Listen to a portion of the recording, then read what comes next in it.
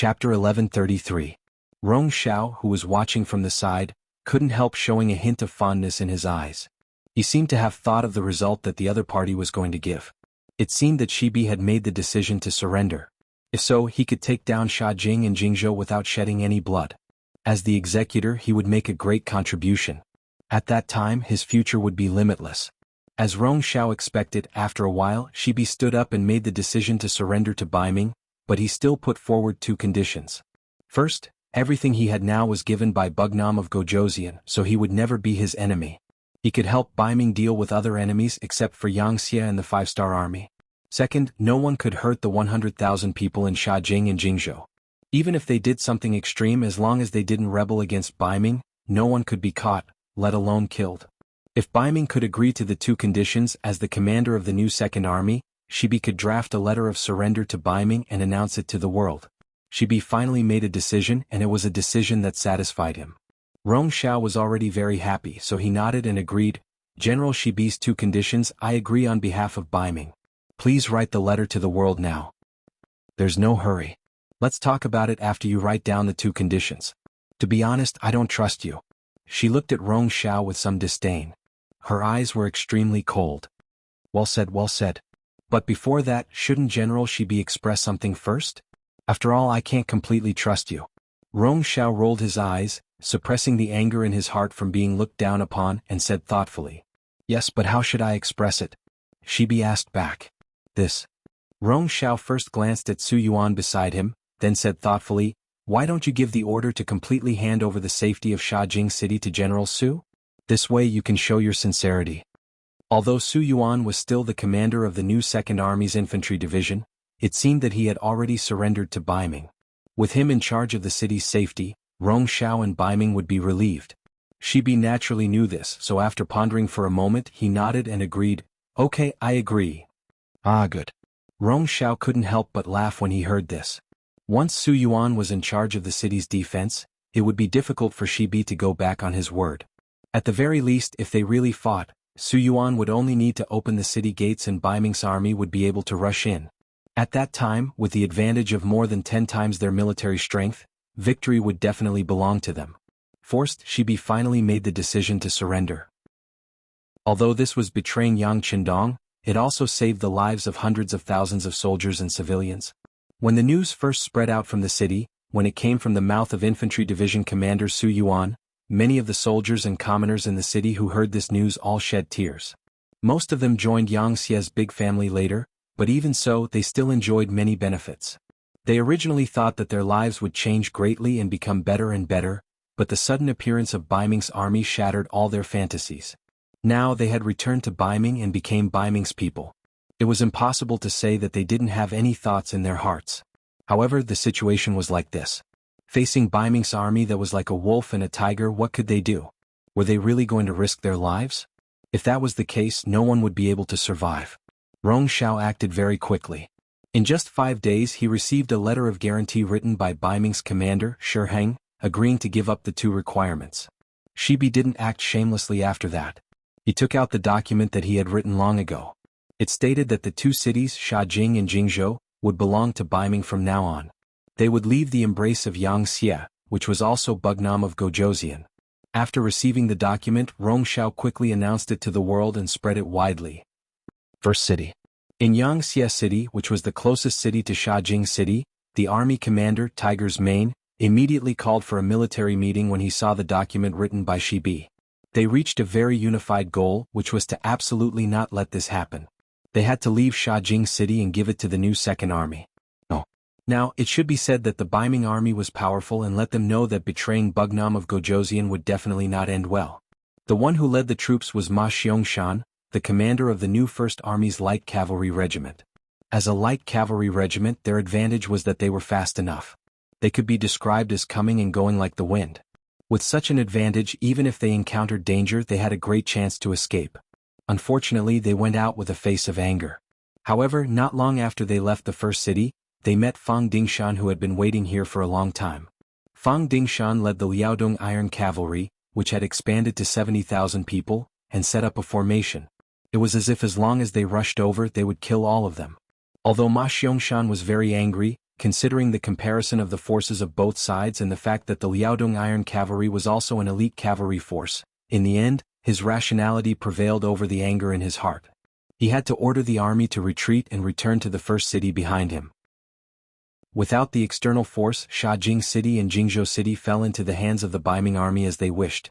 In order to achieve the goal of completely controlling these two cities, the Baiming commander Shi Heng, who was now in charge of the security of this area, ordered more than 100,000 Baiming army to enter the two cities. In addition, Su Yuan's infantry division was firmly on the side of Baiming. At this moment, the advantage of the military strength fell into the hands of Baiming. After the fall of the two cities, especially after the 100,000 Baiming army entered, they were not people who followed the rules. Gradually there were some incidents of burning and looting. Perhaps it was because their military pay was too low, and there were many good things in the two cities. Under the greed there were many open robberies. In just a single day's time, more than 10 shops were robbed, over 100 women were taken, and several dozen commoners were killed on the streets. Because of this he was extremely unhappy. He wrote a letter to Commander Shi Heng, expressing the resentment in his heart. Unfortunately, even if Shi Heng personally stepped in, he could only control the situation from worsening. As for the Baiming soldiers who robbed and killed before, none of them were punished. Obviously, Baiming had used a compromise. They did not want to anger Shi Bi and cause a mutiny among the 3 cavalry divisions of the new Second Army, but they also did not want to hurt the morale of their own soldiers. Naturally, Shi Bi was not happy about this. However, he did not expect that his guard captain, Wuxia, would actually ride out of the manor alone in a fit of anger. He charged into the northern Ming military camp in broad daylight and found a few criminals. The northern Ming soldiers who had killed the commoners did not say a word and killed them with a saber. Wu Xiao's actions naturally attracted the anger of the other Baiming soldiers. After being surrounded, he was finally captured alive. Then the matter was reported to Shi Bi.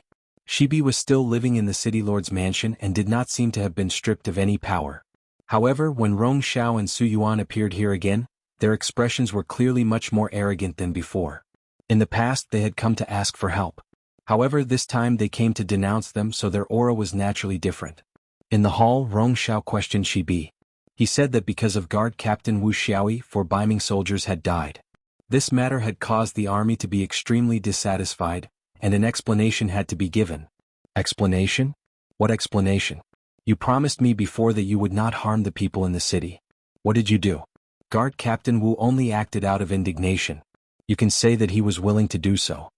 Shi Bi naturally would not allow the other party to criticize him and took the initiative to counterattack. Even if you are dissatisfied, you can't just casually charge into the army camp and kill people. If you don't follow the rules, how can we explain this to the soldiers?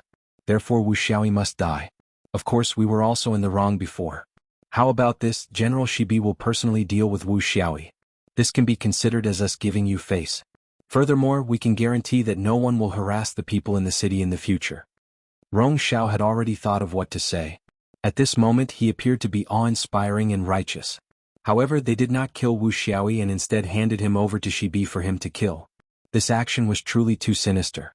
Hearing this, Shi Bi's eyes flashed with uncontrollable anger. Just as he was about to say something, Rong Xiao spoke again. General Shi, don't forget that we agreed before. If someone rebels, then we have the authority to deal with them. Your guard captain actually charged into our Baiming army to kill people. Isn't that no different from a rebellion? Of course, if you can't be ruthless enough to deal with him, then you can hand him over to our army. However, I'm afraid that if we do that, Wu Xiaoyi will suffer even more. This was a threat. However, Shi Bi could not say anything. Who told Wu Xiaoyi to be so impulsive? In order to prevent the people in the city from being bullied and for the security of the two cities to return to peace, Shi Bi had no choice but to agree. Tears flowed from the corners of her eyes as she said, "All right, we'll do as you say." Very good. Shi Bi finally compromised. All of this fell into Rong Xiao's eyes and made him very happy. He believed that once the news of Wu Xiaoyi being killed by Shi Bi spread, this new Second Army commander's authority would be suppressed to the lowest level. At that time, even if he had any disloyalty, he would not be able to stir up any waves. Not long after Rong Xiao left, Wu Xiaoyi was sent to the city lord's manor. Following him was the commander of the 1st Cavalry Division, Kang Ji. He knelt on the ground and pleaded with the other guards, namely Shi Bi's personal guards. Chapter 1134. Although Shirbi couldn't bear all of this, he still issued the order to execute Wuxia in the end. The execution was carried out in the courtyard of the city lord's mansion. Present were Shirbi, Kongji, a group of personal guards and several supervisors sent by the Ming army. Shirbi's eyes were filled with tears and he shouted the word kill in pain. After laughing, Wuxiao's head fell to the ground. When the news spread out, the whole city was in an uproar. Everyone felt that there was no hope for the future. Because of this matter, Shirbi also developed a grudge with Kongji and the other 2 cavalry division commanders. It was said that even if it was his order, the 3 division commanders began to resist. Rong Xiao heard this news in the mansion in the city. Of course he was very satisfied. He believed that it wouldn't be long before there was internal strife among Shirbi and the others. That would be the time to deal with these high-level figures. At that time, it would be the time for them to send people to seize the military power. Shajing and Jingzhou seemed to have calmed down. As time passed, when the morale of the army and the people's hearts were slack, they would completely belong to Ming. And for all of this, the 5-star army didn't seem to do anything, especially the first city. It seemed that they couldn't even protect themselves because after dealing with Shajing and Jingzhou, hundreds of thousands of Ming troops began to surround the first city. An even bigger storm seemed to be about to begin. The new Ergondusi area had now been renamed Liaodong by Zhu Qiu. In the sea town of the Twin City Guard, which was the town that Yang Qindong first came to when he attacked the grassland, it was very lively at the moment. Countless 5-star army came ashore from here. They disguised themselves as Ming sea soldiers and entered the town with lightning speed.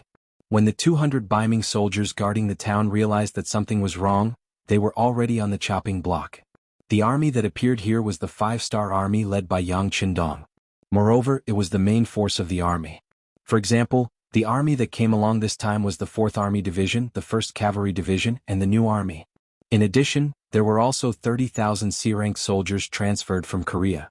The 3 divisions of the 4th Army Division had been deployed from the war against the Japanese Empire, and they were only the first batch. Following closely behind them were even more troops that had retreated from the battlefield of the Japanese Empire. As the vanguard troops, these 3 troops became Yang Qindong's fist forces. Their mission was to open a new passage here that led to the origin city from the outside world. In the past, Liaodong region was part of Ming's territory. Even if Yang Qindong had any ideas, he would have suppressed them because of the general situation. But now they had already targeted the new 2nd Army. What was there to hesitate about? It was impolite not to reciprocate. Yang Qindong was not a person who would not retaliate. Compared to other people, he was originally a vengeful person. It was just that many times the time was not ripe, and some of his ideas had not been formed yet. Looking at Ming now, Korea and the Japanese Empire had been included in Yang Xie's territory. At this time, Yang Qindong did not have so many concerns. Not to mention this time Ming had provoked him first. Even if he fought back, it could be considered that he had a legitimate reason. Sea Town became Yang Qindong's first gate when he entered this place. It had to be said that northern Ming was also filled with talents. Furthermore, this place was very close to the coast. It wasn't that no one had considered the possibility of the 5-star army suddenly making a move. Although the probability of this happening was too small in many people's eyes, the nearby city guards still arranged for 200 people to be stationed here. They also prepared enough beacon towers to ensure that if there was an emergency, they would be able to warn the other cities and city guards in advance, giving them enough time to prepare. But obviously they had miscalculated again. With regards to the situation here, the Yang faction's intelligence department had already investigated thoroughly. They captured Song Yong alive and detained all of the northern Bright Sea Division so that they could send their army here without attracting any attention. Now it seemed that this first step was right. At least, the Ming army outside Sea Town had not discovered them yet. Young master, what should we do next? Beta Persei stood beside Yang Qindong with his hand holding the hilt of his sword. There was some excitement on his face. Previously, when they were in the Japanese Empire, they had heard that Ming had attacked the grassland and surrounded the 2 cities of Shajing and Jingzhou. It was only because the Japanese Empire's war at that time that they really did not have the spare energy to take care of this place that the Ming army had been arrogant for a few days. Now that the war in the Japanese Empire had finally ended, it was naturally time for them to take revenge. It could be said that Yang Heir and the other warriors were filled with anger when they came here. Their first opponent was only around 200 people, and they had come here in the form of a surprise attack. This number of enemies was really not enough to fight, not enough to look at. Hearing Beta Persei's question, Division Commander Ling Daqiang, Division Commander Jianghu, and Commander Su He all looked at Yang Qindong with shining eyes. Yang Qindong, who had already changed into a black armor, was now riding on the white dragon, looking into the distance thoughtfully. This was not the first time he had appeared in Sea Town, but compared to before, the pressure on him this time was obviously greater. It was not for anything else, but because his opponent this time was Ming, the so-called orthodox in the eyes of the world. Even if the great Ming dynasty was divided into two, Ming's power could not be underestimated.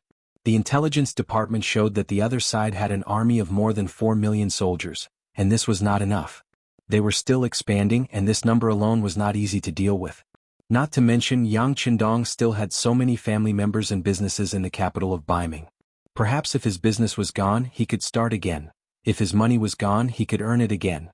But if his family members were gone, then it would be too late for Yang Qindong to regret. Fortunately, Ming did not seem to have any intention of falling out with Yang Qindong. At least from the intelligence department's information, his family members were not targeted by Ming, and even his business was still running. Thinking about it, Yang Qindong was not only Ming's enemy, but also the enemy of the southern Ming dynasty and the kingdom of Juarez Yeshen. Moreover, he was so powerful that Ming had to go all out to fight with him. If both sides suffered heavy losses, even if they won, it would be a Pyrrhic victory. At that time, it would only give their opponent an opportunity. This was also the reason why Ming did not want to fall out with Yang Qindong. They only wanted to eliminate Yang Xie's forces around them, and then vigorously develop themselves. But even if it was this request, Yang Qindong would not easily agree. The grasslands were not Ming's sphere of influence to begin with. Everything in the first city was obtained by Yang Qindong and his brothers step by step. Why, seeing that the meat was fat enough, now you want to kill it to satisfy your cravings. How could there be such a good thing in the world? From the moment he appeared here, Yang Qindong was already prepared to fall out with Ming. The only difference was to what extent he would fall out with them in the end. Now that Beta Persei asked, he naturally would not be polite. He nodded lightly and said, "The next step is naturally to fight. Since someone has snatched 2 of our cities and dealt with one of our armies, then we will return the favor tenfold. Men, bring me the map." As soon as he finished speaking, Longwei quickly sent the map to Yang Qindong. Then he pointed to the Shuangqing guards closest to Sea Town and said, "Commander Ling, take your 4th division and set off from here. First, capture this city. Remember, it's best if you don't hurt anyone. Then follow me to the Terran area." "Yes." The commander of the 4th division, Ling Daqiang, immediately stood at attention and said with a happy expression, "This was equivalent to the first battle, and this was handed over to Lung Feng." This was enough to prove the 6th young master's trust in them. Yang Qindong pointed to many places on the map one after another, then looked at Su He and asked in a deep voice, "Commander Su, from Shuangqing guards to the west, the Ajulan guards, the Tuna guards, the Fuyu guards, the Duoyen guards, all the way to the Wonan River guards as well as a large area in the north. I'll leave it all to you. Do you have the confidence to take them down one by one?" Su He's face was solemn, but his expression showed that he was extremely excited. He immediately stood at attention and said, "Please rest assured, Bugnam of Gojoseon. Our new army promises to complete the mission." "Very good." Yang Qindong nodded in satisfaction. Finally, his gaze fell on Tianhu and said, "With all the targets of the new army as a front line, this will be your defense area. In short, no reinforcements from Ming are allowed to set foot here. If one appears, you will defeat it. Do you have a problem?" "No problem," Tianhu promised. As the number 1 cavalry unit, the commander of the 1st Cavalry Division, their mobility had always been the strongest. They were the most suitable to intercept reinforcements. The 3 capable generals had divided the work. The moment Yang Qindong ordered people to put away the map, he looked forward with bright eyes and said, "Very good. Since that's the case, everyone go and prepare. We will set off in 4 hours. Do not slack off." With the order, Yang Qindong's first initiative to mobilize troops against Ming officially began. This also meant that Yang Qindong had enough confidence to compete with Ming for the world. After the end of the naval battle, the land battle officially began. Shuangqing guards Chen Ying.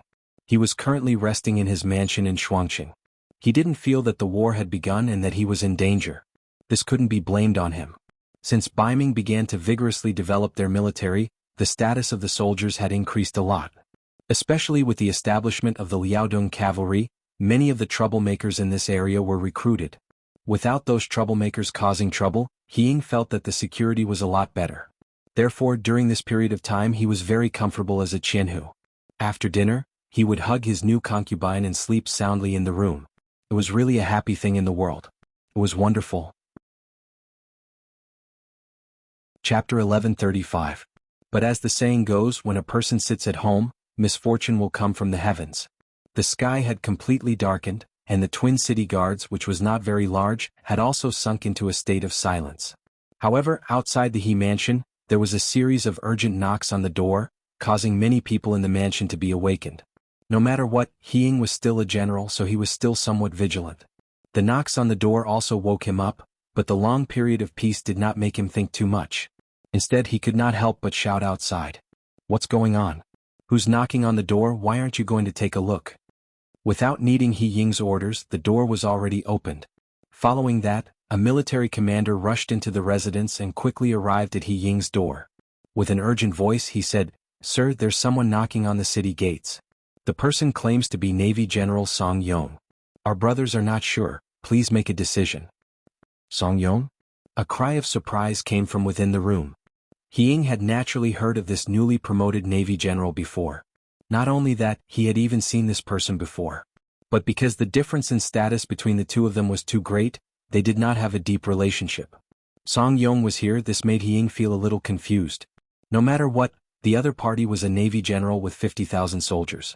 He was just a small Jianghu with 1,120 soldiers. The two of them were on the same level. Why would the other party come to his small Twin City Guards? His heart was filled with confusion, but Ying did not dare to delay. He hurriedly put on his clothes and walked out of the room. When he saw the commander who came to report, he could not help but ask suspiciously, "Is it really General Song who came? Did you see clearly?" "Sir, we are of lowly status. How could we know such a big figure like General Song? We are really not sure. That's why we asked Sir to make a decision," the commander said with a troubled expression. Ying thought that his words made sense and nodded. Then, he arrogantly raised his head and walked towards the gates of the residence. As he walked, he said, "That's right, with your status you naturally do not know General Song, but I do. Come, follow me to take a look." Under the admiring gaze of the Zongchi, Ying left the manor and arrived at the South City Gate under the protection of several bodyguards. At this moment, more than 100 Ming soldiers had gathered here. They were all in charge of guarding the place. When they heard that a naval general had arrived, they gathered around out of curiosity. After seeing the arrival of the Jianghu, everyone moved aside, allowing Ying to smoothly walk up to the top of the tower. Then, with the help of the torches downstairs, who else could it be but Song Yong on a horse downstairs? Seeing that it was really Song Yong, Ying was very surprised. "General Song, didn't you lead the navy to attack the Japanese Empire? Why would he suddenly appear here?" "Who are you?" Song Yong, who was riding on his horse, asked when he heard someone call out to him. "General Song, I am the Jianghu of the Twin City Guards, Ying."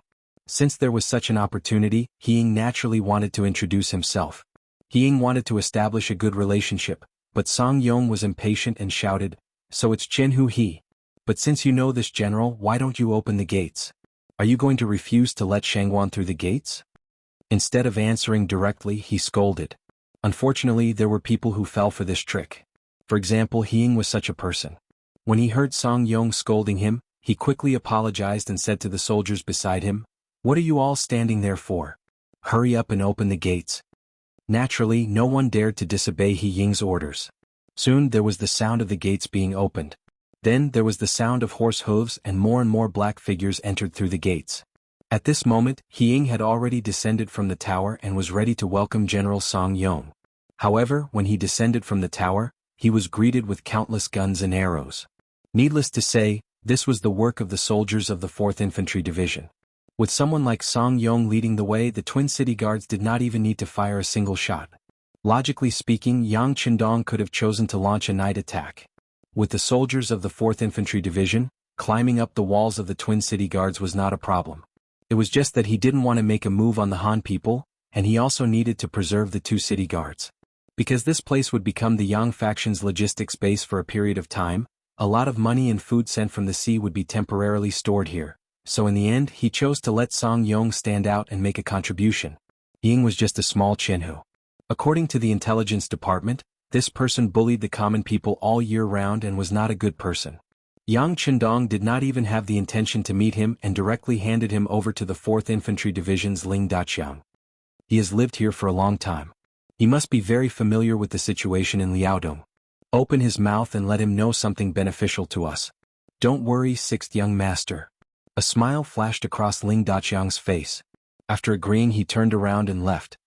Pass down the order, no soldiers are to disturb the people. At the same time, put up a notice saying that I, Bugnam of Gojoseon, have come. As long as the people here cooperate with us, they can receive money at any time. You can go and do this. Yang Chendong looked at Beta Persei, who was following beside him, and assigned tasks. Young master, please don't do that. After following Yang Chendong for a long time, Beta Persei knew his young master's feelings for the Han people. He also worked as a logistics division commander for a period of time.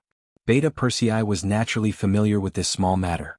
Thus, half an hour later, there were many notices on the walls of the Shuangqing Guard Central City. A large number of people who were originally in a state of panic gathered to watch. Some literate scholars read the notices, and the other people knew that the one who came was King Wunan of Damyang. The reason why they wanted to occupy this place was because when Bugnam of Gojoseon made a move against the Japanese Empire, his rear, the grassland, was attacked by Ming. Now that the Japanese Empire was dealt with and became a province of the 5-star army, Bugnam of Gojoseon appeared in Liaodong. This time he came to give those who wanted to deal with him a look. The notice also emphasized that they only wanted to deal with those who opposed them. As for the ordinary people, they would not offend them in the slightest. Once a soldier violated the rules, the people could go to the yamen at any time to report it. Once it was verified, not only would it be dealt with, the person who reported it would also be given a certain amount of silver as a reward. At the end of the notice, it was written, "Next, the 5-star army will send a large number of military supplies here. They will be transported in all directions from the Shuangqing Guard Central City. A lot of labor will be needed. As long as the people are willing to participate, they will be distributed according to their labor. Based on preliminary calculations, a strong man could earn 1 tael of silver after working hard for a day. Even a capable woman could earn half a tael of silver." The notice that was posted quickly attracted a lot of discussion among the people. This was also Yang Chendong's request. He did not want to deceive the people. He wanted them to know what was going on outside and let them participate. This would give rise to a sense of ownership, and in the future, it would be twice the result with half the effort. The notice was written clearly enough, and as expected, it attracted all kinds of discussion among the people. So it was Bugnam of Gojoseon who came. I heard that he loves the people very much, especially us Han people. It seems that there is no need to worry. Yes, Bugnam of Gojoseon treats the people well. With him around, of course we are safe. But it says that Ming is attacking Bugnam of Gojoseon's forces in the grasslands? What does this mean? Isn't Bugnam of Gojoseon our great Ming dynasty's Bugnam of Gojoseon? An honest-looking man in his 40s scratched his head as he spoke with a confused look on his face. In fact, it was not only this middle-aged man. Many people had the same expression.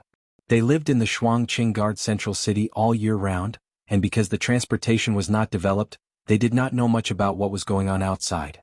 Fortunately, there were some knowledgeable people in the crowd. They had traveled extensively, so they knew a bit more. Facing this question, they gave an explanation. What do you know? Some of the territories in the grasslands did not originally belong to our great Ming dynasty. That was the world of the Mongol cavalry. Their horses are like the wind and their people are like ghosts. Wherever they go, they eat people without spitting out their bones. They are still nomads, and other than raising some livestock, they don't know how to do anything else. They don't even have any iron tools. In order to survive, they have set their sights on us, the Han people. They would often rob the Han people stationed there. Other than robbing things, sometimes they would even rob people. That is very abominable. This brother is right. Those Mongol cavalry are very vicious, especially in the recent years. Our great Ming dynasty has allowed them to do whatever they want, causing them to not know how to restrain themselves. Their actions have become even more vicious. I was also fortunate enough to go to the grasslands. I heard that it was because of the appearance of Bugnam of Gojoseon that those Mongol cavalry were defeated. Many grassland tribes were cleaned up because of this, and some were even destroyed. Yes, I went to the Jianghu Left Guard Central City a while ago. I heard from a friend there that there is a very magnificent city in the grasslands. There are countless Han people there and they live very comfortably. That was built by Bugnam of Gojoseon. That friend also said that since Bugnam of Gojoseon was in the grasslands, the safety of the Han people was guaranteed. Who knows how many people there have worshipped Bugnam of Gojoseon in their homes, saying that they are thanking him. The few people spoke one after another and quickly told the story to everyone. Most of the Han people who did not know all of this before now knew that Bugnam of Gojoseon was actually so powerful. However, a problem appeared. An old scholar who was literate but had never traveled far asked with a puzzled expression, "Since Bugnam of Gojoseon is so powerful in the grasslands and has done so many things for our Han people, why is the Ming imperial court looking for trouble with him?" Chapter 1136. Seeing that it was the old scholar who spoke, someone at the side laughed. As expected of a scholar. Don't tell me you think that everyone in the world is a good person just because the books are all good people. Don't you know the phrase, "A great achievement alters the emperor"? That's right. Bugnam of Gojoseon is so powerful and powerful. How could he not alert the emperor?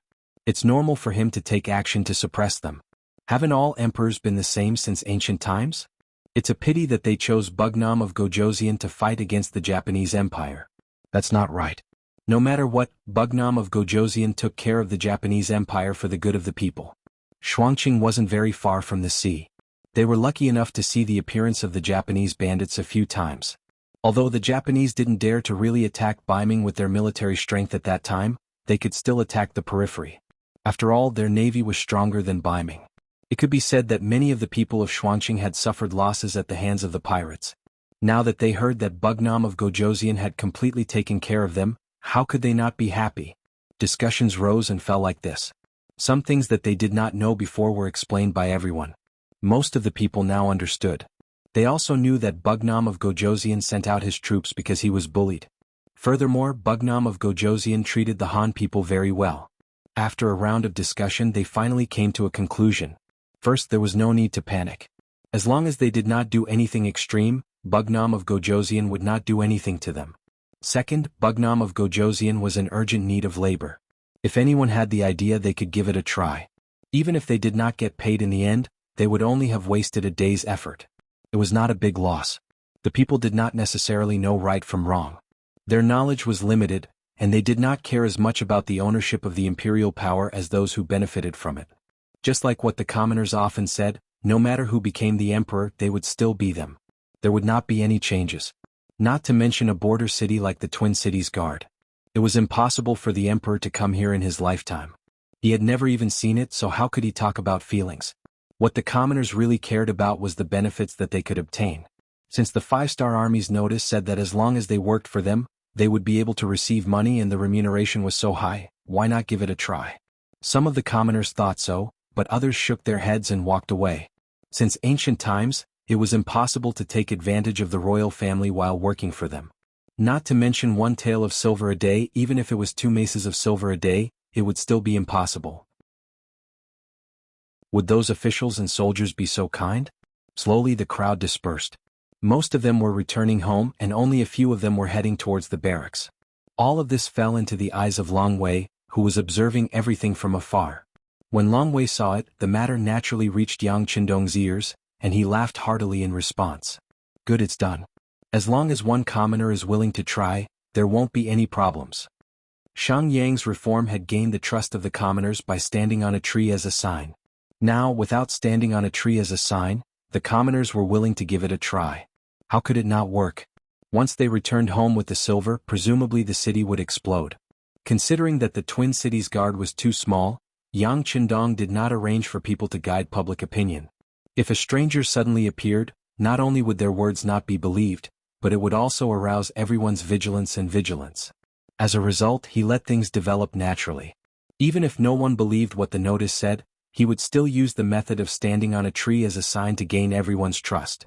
Now, it seemed that there were still some daring people who were willing to try. There was no reason for the matter to not work. This was also the reason why Yang Qindong had set the reward so high. It must be known that in a place like the Twin Cities Guard, 1 tael of silver could do a lot of things.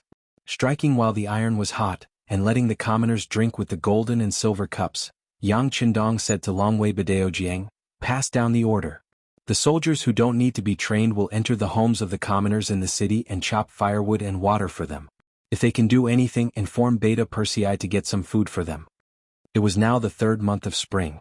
In the south it was already spring and flowers were blooming, but in the north, especially in the Liaodong region, the weather was still very cold. At night, it was common for the temperature to be 10 degrees below zero. From time to time, there would be heavy snow, as if to tell the commoners that winter was not completely over. For example, at noon today it snowed. Although it was not very heavy, the streets and the courtyards of the commoners' homes were still covered with a layer of white. This gave the five-star army a chance to show off. For a time their figures were everywhere in the city. In the commoners' courtyards, the snow on the streets of the city was quickly swept away, revealing the originally black ground. At night, the commoners who had worked hard for most of the day walked out of the barracks with smiles on their faces. They did not show the slightest bit of exhaustion from working hard for the day. After working for most of the day, many of them had less than one tael of silver in their hands. This was because they did not work for a day. If they went early in the morning, they would definitely be able to earn one tael of silver. More importantly, working in the barracks, they were even provided with lunch. Although it was not very nutritious, just being able to fill their stomachs was enough. This already made them very satisfied. It was not an exaggeration to say that it was like New Year's. These commoners who had received benefits had already decided that they would go to the barracks to work tomorrow morning. Not only that, they would also call their friends to go with them. Everyone should earn money together. Just like this, when these people returned home, the city became lively again. When the white taels of silver were placed in front of everyone, their previous disbelief was swept away. Some people even regretted that they did not give it a try today. Of course, most of them had already decided that they would go to the barracks tomorrow morning. Not to mention one tael of silver a day, even half a tael a day was an extremely good thing. Since ancient times there had been many ways to buy people's hearts, but there were not many that were as simple and straightforward as Yang Qindong's. History had already proven that as long as you were good to the commoners, they would recognize you. It was not impossible for them to even work for you. Just like now, the soldiers worked for the commoners and the commoners worked for the barracks. In turn they also received money. Who would object? The twin city guards, who had originally been somewhat nervous because of the city being occupied, quickly calmed down. Not only did they restore their previous order, but everyone was still beaming with joy. They were not affected at all by the fact that winter had not yet left and the weather was still cold. Their smiles seemed to be able to melt the snow. Taking down the Twin City Guards was only the first step in Yang Qindong's military operation to occupy the entire Liaodong region. Next, his gaze fell on the Yima River Guards in the northeast. It was still the same. Song Yong took the lead and came at night. As long as the city gate was opened, everything would be much simpler. All of this was thanks to the great Ming's official hierarchy. In front of a superior, a lower official generally did not have any authority to speak. As the commander of 50,000 naval troops, Song Yong's position in the military was not low. At least in the entire Liaodong region, there were very few people who could be higher than him. With him going out to open the city gate, it was always successful. The army was at the front, followed by 30,000 North Korean soldiers.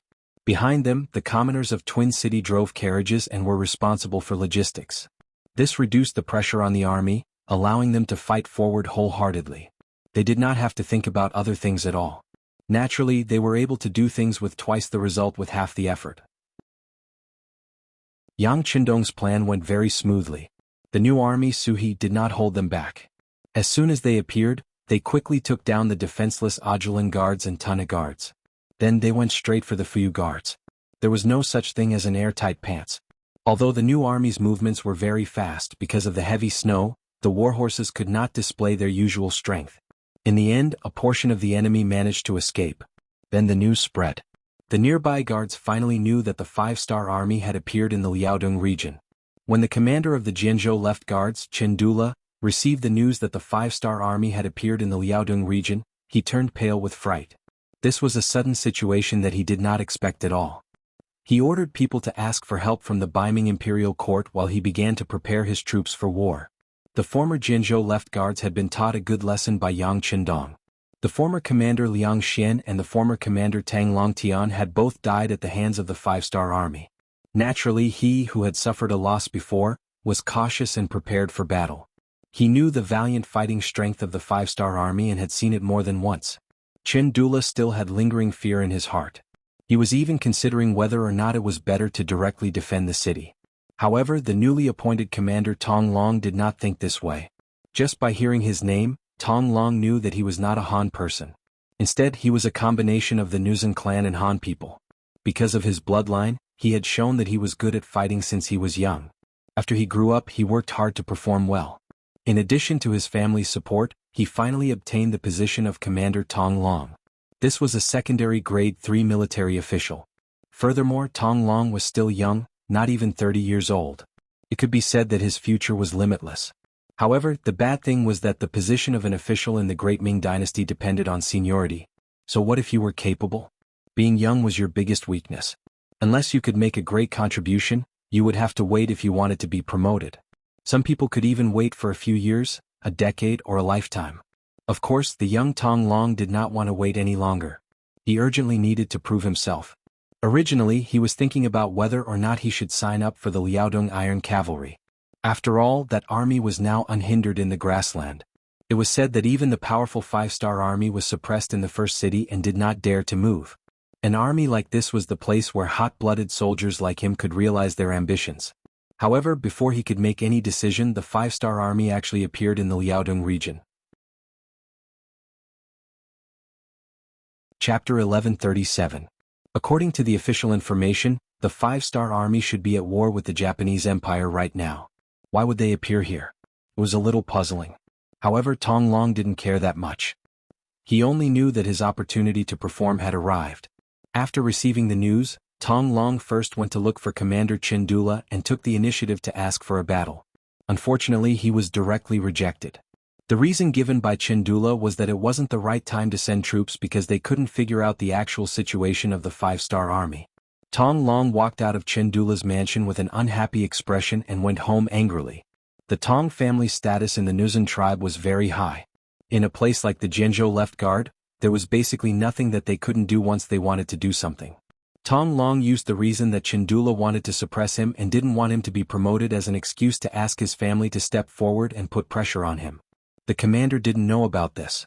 He was still looking at the map in his study room and worrying. Honestly speaking, Chindula really didn't have the intention to suppress Tong Long. Stopping him from sending troops was really for Tong Long's sake. He had dealt with the 5-star army before and knew how powerful they were. He still remembered how overbearing the 5-star army was when they wanted to open up a transportation route from here. The army was waiting outside for the nearby guards to attack, but no matter who went, didn't they not gain the slightest advantage? Such a powerful opponent wasn't someone that could be easily defeated. Without absolute confidence, it was best to bide one's time and preserve one's strength. The kind-hearted Chindula wanted to preserve his strength. However, the Tong family's strength was really too great. In the afternoon, the influential people in the city came one after another to put pressure on him. These people had a certain amount of prestige in the city. If it was only one or two of them, he wouldn't be afraid. However, with so many of them coming together, even the commander couldn't handle it. He had no choice but to agree to Tong Long's request to send troops. However, he stated that he could only bring 2,000 troops and wanted to test the opponent's strength first. Commander Chindula only gave 2,000 cavalrymen, but Tong Long didn't think much of it. In his opinion, quality was more important than quantity. Therefore, he gladly accepted it. He also used his family's connections to find the men of the Nuzan tribe and gathered another 1,000 men. He even gave them war horses. In this way, 3,000 cavalrymen was already a strong force. After preparing for a day with 3,000 cavalrymen, Tong Long left Jian Province's left guard city on the third day and headed north. He wanted to find the 5-star army and give them a head-on blow. He wanted to let them know that there was still a fierce general like him in Liaodong. The last few times the 5-star army appeared here, Tong Long wasn't there. Instead, he was sent by his family to Ming to study Confucianism. The Nuzan tribe had good foresight. They knew what it meant to learn from others' strengths to make up for their weaknesses. They also knew what it meant to do as the Romans did. If they wanted to live more comfortably under the rule of the Great Ming Dynasty and have more power, they had to learn what they liked. It was precisely because he wasn't in Liaodong at that time that all the things about the 5-star army were just legends. As the saying goes, seeing is believing. Naturally, Tong Long wasn't afraid of anyone. What he didn't know was that from the moment he walked out of Jian Province's left guard city with 3,000 cavalrymen, his every move was under the eyes of the 1st Cavalry Division. After Tian, who received the order from Yang Qindong, he immediately sent out scouts to watch every Ming guard city in this area. For a big city like Jian Province's left guard city, its geographical location was so crucial and important. Of course they wouldn't miss it. There were more than 10 scouts outside the city. They were responsible for watching the 4 city gates. Once they made a move, they could immediately report it to the division headquarters. When Tong Long came out with 3,000 cavalrymen, such a mighty formation naturally couldn't escape the eyes of those who were observant. The news was quickly sent to the division commander, Jianghu. At the foot of an unknown mountain, the division headquarters of the 1st Cavalry Division was built here. What was different from the past was that this time, the mission they received was to stop the enemy. This required them to remain still. Only when they saw the enemy move out would they be able to go out and fight. Therefore, the world's 1st Cavalry Division, which had always been roaming around, had built a temporary division headquarters. It was rare for them to rest and also be used for command. When the news came that 3,000 Ming cavalrymen had walked out of Jianghu province's left guard city, Tianhu came to the prepared sand table and asked the division headquarters staff officer, "Which regiment is the closest to Jianghu province's left guard city?" "Division commander, the 4th regiment is stationed nearby." The staff officer, who knew the division's situation like the back of his hand, gave the answer immediately. When Tianhu heard this, he nodded his head in satisfaction and ordered, "Give the order to Commander Bai Shuang of the 4th regiment. Tell him to take down this cavalry and make the formation bigger. Let the other guards see that our 5-star army is not to be trifled with." Bai Shuang, who was born in the Ming capital's Yang Family Academy, was one of Yang Qindong's favorite students.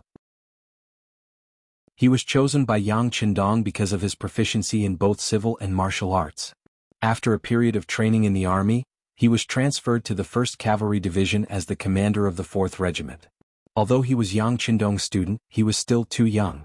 Many people didn't understand why he was appointed. There were many battle sequences in the 5-star army. If it was just for promotion, then he could have gone to any army. Why did he have to go to the world's 1st Cavalry Division? One had to know that this was the cavalry that could fight the best. They could go to the front lines at any time and fight the enemy with their lives. In this kind of army, if one didn't have real strength, relying on one's background wouldn't work. Bai Shuang still came and became the commander. At that time, many people didn't think well of this matter. However, when he started to carry out his duties as the commander, Bai Shuang's performance blinded many people. Not only did he perfectly complete the tasks given by the division headquarters in every battle, but he also did it at a very small cost. Just like that, the 4th Regiment commander Bai Shuang was accepted by everyone and became the backbone of the 1st Cavalry Division. Now that the 1st Cavalry Division's first battle in the Liaodong region was handed over to Bai Shuang, who was proficient in both civil and martial arts, Tianhu was completely at ease. Now he just had to wait for the other party to report back. Soon the order was sent to Bai Shuang through the scouts. When he saw the military order, he immediately ordered the 4th Regiment to gather. At the same time, he sent out scouts to find out the movements of the 3,000 enemy cavalry and the situation of the commander. Yang Qindong had said more than once that only by knowing yourself and the enemy could you fight every battle well. He also said that the commander of an army was extremely important. He often represented the character and fighting strength of an army. If done well, a fierce tiger leading a group of mountain goats could even defeat a group of tigers led by a mountain goat. Tactically, the enemy was valued. Strategically, the enemy was despised. It was about making all the necessary preparations before a battle. Even if the battle was a battle that one was completely confident in, one must still make all the necessary preparations. Only in this way could one achieve the goal of winning every battle and obtain the greatest victory with the smallest cost. Bai Shuang, who admired Yang Qindong very much, naturally regarded these words as the truth. In fact, he had always done this.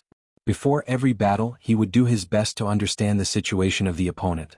He would understand the opponent's identity, background, and personal strength, including their strengths and weaknesses, etc. It was because of this that he was able to quickly gain the recognition of everyone and become the commander of the 4th Regiment, commander of the 1st Cavalry Division. Fortunately, Yang Xie's intelligence network was very complete. They had done detailed investigations on all the famous people. Therefore, it was not difficult to understand them. Just like when Tong Long led his troops out of the city, some of his information was also sent to Bai Shuang. The scouts who rushed back from the front sent over the information regarding Tong Long. There were a total of 3 pages, so Bai Shuang had a better understanding of his opponent. I didn't expect him to be such a talent. Not only is his strength extraordinary, but he also obtained good results when he was studying in the capital of Ming. There are actually so many people who admire him. After reading Tong Long's information, Bai Shuang could not help but sigh. The introduction in the information was very detailed. Because of this, Bai Shuang felt a sense of admiration. It would be a waste if such a talent was not only used by his teacher. Didn't Yang Qindong always say that it was easy to obtain 1,000 soldiers, but difficult to find a general? Now that such a suitable person had appeared in front of him, if he did not capture him alive, wouldn't it be a waste? Men, bring me the map. After Bai Shuang had a plan, he made a decision in his heart. Tong Long did not know anything about his situation. As the opponent, the 5-star army had already grasped everything. He was currently leading 3,000 cavalrymen and galloping around. He wanted to find the main force of the 5-star army and then have a decisive battle with them. No one knew the strength of these 3,000 people better than him. Not to mention the 2,000 cavalrymen given by Commander Chindula, their general strength was not bad. For example, the 1,000 Nuzan cavalrymen that were summoned in the end. Which one of them was not proficient in riding a horse? An army like this should be qualified to join the Liaodong Iron Cavalry. Right now, they were only fighting against the 5-star army. He really could not think of any possibility of failure. This was the most elite of the Nuzan cavalrymen. Riding on a tall horse, he continuously galloped for 4 hours. Only when the war horse was a bit tired did he stop and let everyone rest for a while. But what he didn't expect was that just as he stopped and didn't give the order to rest, a group of black crows suddenly appeared on the hillside in front of him. Then, a group of 5-star soldiers also appeared in his line of sight. "Look, is that the 5-star army's cavalry?" A sharp-eyed person shouted. "It seems that they don't have a lot of people. It seems that there are only 300 to 400 of them." An experienced veteran directly shouted out the number of the enemy's forces. Chapter 1138. There was no doubt that the 5-star army was a 5-star army, and they only had 300 to 400 soldiers. At this moment, how could Tong Long be courteous? Joy flashed across his eyes and he shouted loudly, "Brothers, our chance to make a contribution is here. Charge with me." Charge. The 3,000 cavalry shouted at the same time. Their momentum was extremely shocking. When the iron hooves stomped on the ground, the earth trembled. The 3,000 cavalrymen that rushed over attracted the attention of the hundreds of 5-star soldiers that appeared on the hillside. When they saw the enemy charging over menacingly, they only hesitated for a few breaths before turning around and fleeing. It was obvious that they could see that the strength of both sides was not equal. Under such circumstances, it was not a wise decision to fight. Just like this, one side ran in front while the other chased from behind. The two sides chased after each other. One side desperately tried to escape from the misfortune of being caught while the other desperately tried to make a contribution. On this piece of land, more than 6 hours had passed as they chased after each other. The sky gradually darkened. The 3,000 cavalry from Liaodong were tired after running for an entire day. Seeing that the distance between them and the enemy hadn't closed by a bit, many people advised Tong Long to rest. The general idea was that since they couldn't catch up, it was better to have a good rest. Their brothers were too tired. Although Tong Long really wanted to establish this merit, he was also clear that it would be very difficult to achieve his goal by chasing after them like this. Although he was a bit unhappy, his rationality won over his emotions. In the end, he gave the order for the army to rest. However, he didn't give up and arranged for a few dozen scouts to continue the chase. He believed that if he was tired, the 5-star army wouldn't be any better. This idea was not wrong. When Tong Long and the others had just rested for less than an hour, the scouts rushed back and said that the 5-star corps that they were chasing had stopped after seeing that there was no one chasing after them. They were resting on the main road that was 10 miles ahead. They really are tired. Hearing the scouts' report, Tong Long immediately became spirited. He immediately ordered everyone to stop resting and chase after the enemy. They had only rested for a short period of time. Many people only had the opportunity to drink some water and eat some dry rations. They hadn't officially rested yet. However, no one dared to disobey Tong Long's orders. All of them fell into the trap and continued on their way under the guidance of the scouts. After running for 5 kilometers, they saw a wide, flat road in front of them. Several hundred 5-star army soldiers were resting. It was a pity that their appearance had the effect of startling the enemy. When the two sides were still 4 miles apart, the 5-star army began to flee once again. Chase. Tong Long didn't want to give up just like that, so he continued to spur his horse. Just like that, after a day of rushing, the chase continued for an entire night. Both sides didn't stop to rest, but as a result, their spirits dropped quite a bit. The sky began to brighten, and the 5-star army could be seen more clearly. However, they were still 4 li away and it was truly hopeless. "General, let's take a break. If we continue to chase like this, I'm afraid we'll never be able to catch up. One of the Baihu who sensed that his warhorse's fur was soaked through couldn't help but speak up. With someone taking the lead, very quickly more and more voices echoed out. Tong Long, who knew that the law couldn't punish too many people, hesitated for a moment. He was prepared to give the order to stop the chase and take a good rest. However, at this moment, another Baihu suddenly shouted, "Look, their speed seems to have slowed down. It seems like they can't hold on any longer." "Is that so?" "It seems like it." "Yes, I can see it too. Their speed seems to have slowed down quite a bit. Haha, compared to our riding skills, it seems like they're still lacking." At this moment, all sorts of discussions began to spread. This was equivalent to giving Tong Long a shot of confidence. He immediately laughed and said, "Good, victory is right in front of us. We can't give up. Now is the time to compete with our willpower. Whoever can persevere the most, victory will belong to them. Everyone charge with me." Another chase began. Just as everyone wished, the distance between the two sides increased from 4 li to 3 li. At the closest point, it was almost 2 li. If it wasn't for the fact that the 5-star army knew that once they were caught, they would definitely be dead, and had unleashed their potential several times to increase their speed, they would have been caught by now. After a day and a night, it was another day. It wasn't until the afternoon when the sun was about to set that the chasing group arrived at the side of a large mountain. At this point, no matter if they were running or chasing, they had all given it their all. If it wasn't for that trace of willpower still causing trouble, everyone would have stopped long ago. Even so, half of the 3,000 Liaodong cavalrymen had already slowed down. Some of them were even swaying on their horses. It seemed like they would fall asleep as soon as the order to rest was given. Tock tock tock, tock tock tock. Under the setting sun, the sound of armored horses galloping could be heard from the quiet mountain, causing snowflakes to fall from the branches of the trees on the mountain. When Tong Long saw all of this, he turned pale with fright. This kind of sound, this kind of effect, it must be a new cavalry group. If it was his allies, then it would be fine. But if it was the 5-star army, then they would really be in danger. If there were more of them, then these 3,000 people would be thrown here. Sometimes, the more one was afraid of something, the more likely it would happen. Just as Tong Long placed his hopes on the sudden arrival of the cavalry, the bright red flag of the 5-star army appeared. There were at least 1,000 of them, and they were neat and orderly in formation. With one look, one could tell that they were an iron army that had been honing their strength for a long time. Needless to say, they were the soldiers of the 1st Cavalry Division's 4th Regiment. Even the 400 cavalrymen that had been running before were part of them. When they saw the main force arrive, the 5th Battalion commander who was in charge of luring the enemy chuckled. He stood at attention at the front of the group and said, "Reporting to Regiment Commander, the 5th Battalion successfully completed the mission of sneaking away from the enemy." They said sneaking away from the enemy and not luring them. This in itself already showed that they did it on purpose. "Very good, the 5th Battalion will record this merit. Now go and rest. Leave everything to the other 4 battalions." Bai Shuang said happily. "No, please approve. Our 5th Battalion can still fight. Even if our combat strength is weaker, we still have the stamina to capture prisoners." The 5th Battalion commander chuckled and requested to participate in the battle. "Approved. You guys will be in charge of the periphery. Clean up the battlefield later." Bai Shuang also laughed out loud as he spoke. Then he turned around and gave the order. The 4 battalions behind him formed an arrow formation. If everyone was full of energy, Tong Long would still have some confidence in fighting against 2,000 with 3,000. But now they were exhausted.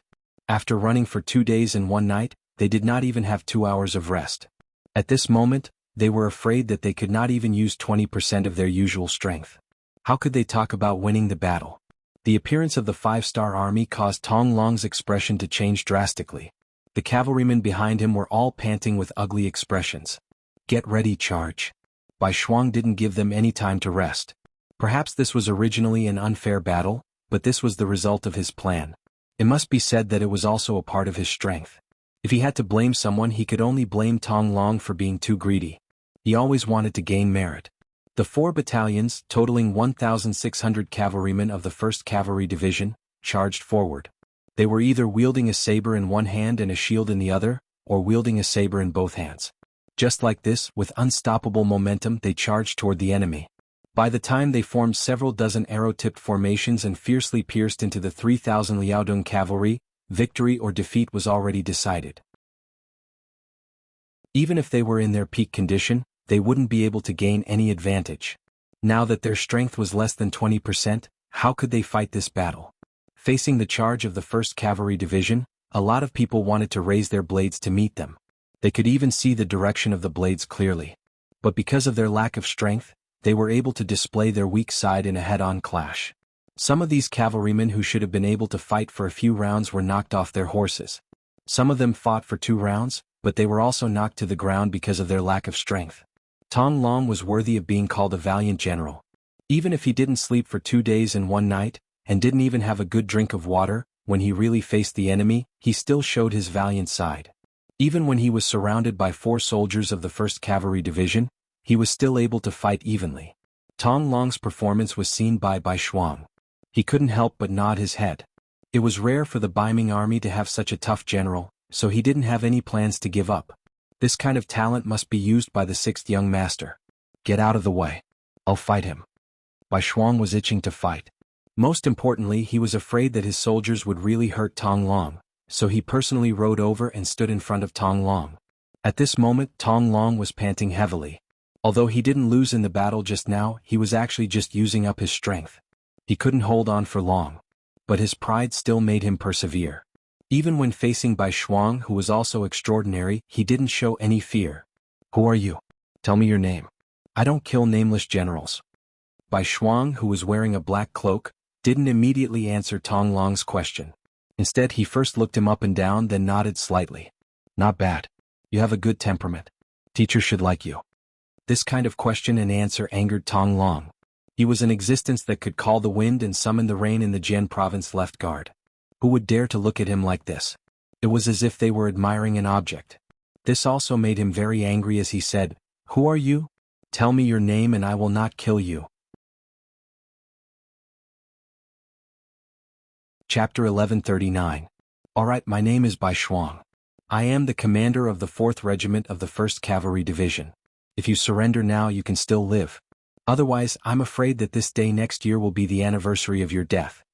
Bai Shuang did as the other party wished and reported his name. Then he looked at the other party with interest. If this person surrendered now, although he could still live, he would definitely be at a disadvantage. Tong Long, who was already somewhat exhausted, would naturally not be frightened by Bai Shuang's words. His expression was cold as he said, "Stop talking nonsense. How can a man surrender to others? If you have the ability, then kill me. If you don't, then be killed by me. Take this." Tong Long knew that his stamina could not hold on for much longer. If he did not make a move now, the longer it dragged on, the more disadvantageous it would be for him. After knowing Bai Shuang's name, he immediately made his move. Tong Long was using an extremely sharp saber that looked a little like the weapon used by the Mongolian cavalry when they were roaming the world. It was polished until it shone brightly. When he swung it in the air because it was fast enough, it actually brought about streaks of white saber intent, gaining the upper hand by a show of strength. Just now, Tong Long had used this kind of fearless blade aura to force the 4 elite soldiers of the 1st Heavenly Cavalry Division to be unable to gain the slightest advantage. Bai Shuang used a red cherry blossom spear that was about 2 meters long. The spear technique was passed down from a spear master. After his own research and continuous training, it finally became a unique technique. The spear technique was strong and heavy but also slightly agile and tricky. With this set of skills, it was difficult to find an opponent in the entire division. Only the division commander Tian who could defeat him with the full strength of his twin blades. In weapons, there was a saying that the longer the weapon, the stronger the weapon, and the shorter the weapon, the more dangerous it was. If Tong Long was at his peak, he would be able to exchange dozens of blows with Bai Shuang. It would be difficult to determine the victor. However, right now he had used up 80% of his strength. How could he be a match for Bai Shuang, who was using his full strength?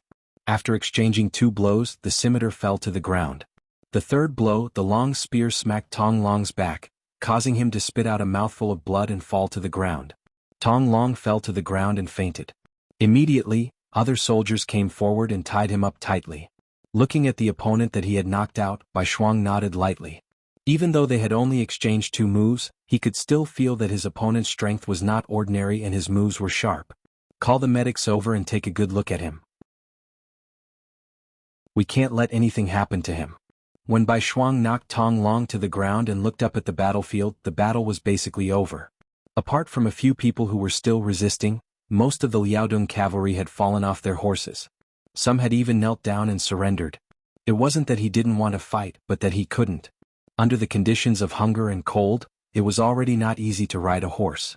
If they wanted to fight with a sword, especially when facing a strong opponent, they would not have a good ending. Those who did not want to die simply chose to surrender. 2,000 people against 3,000 people, and only a few dozen of them were injured. None of them died. Looking at the opponent, almost 100 of them were killed and the rest were all captured.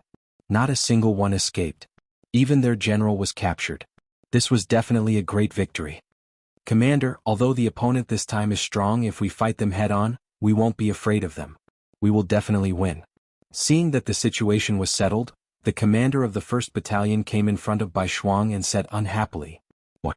Do you feel that winning like this isn't fair enough? Let me tell you, on the battlefield, as long as you can defeat your opponent, it's fine.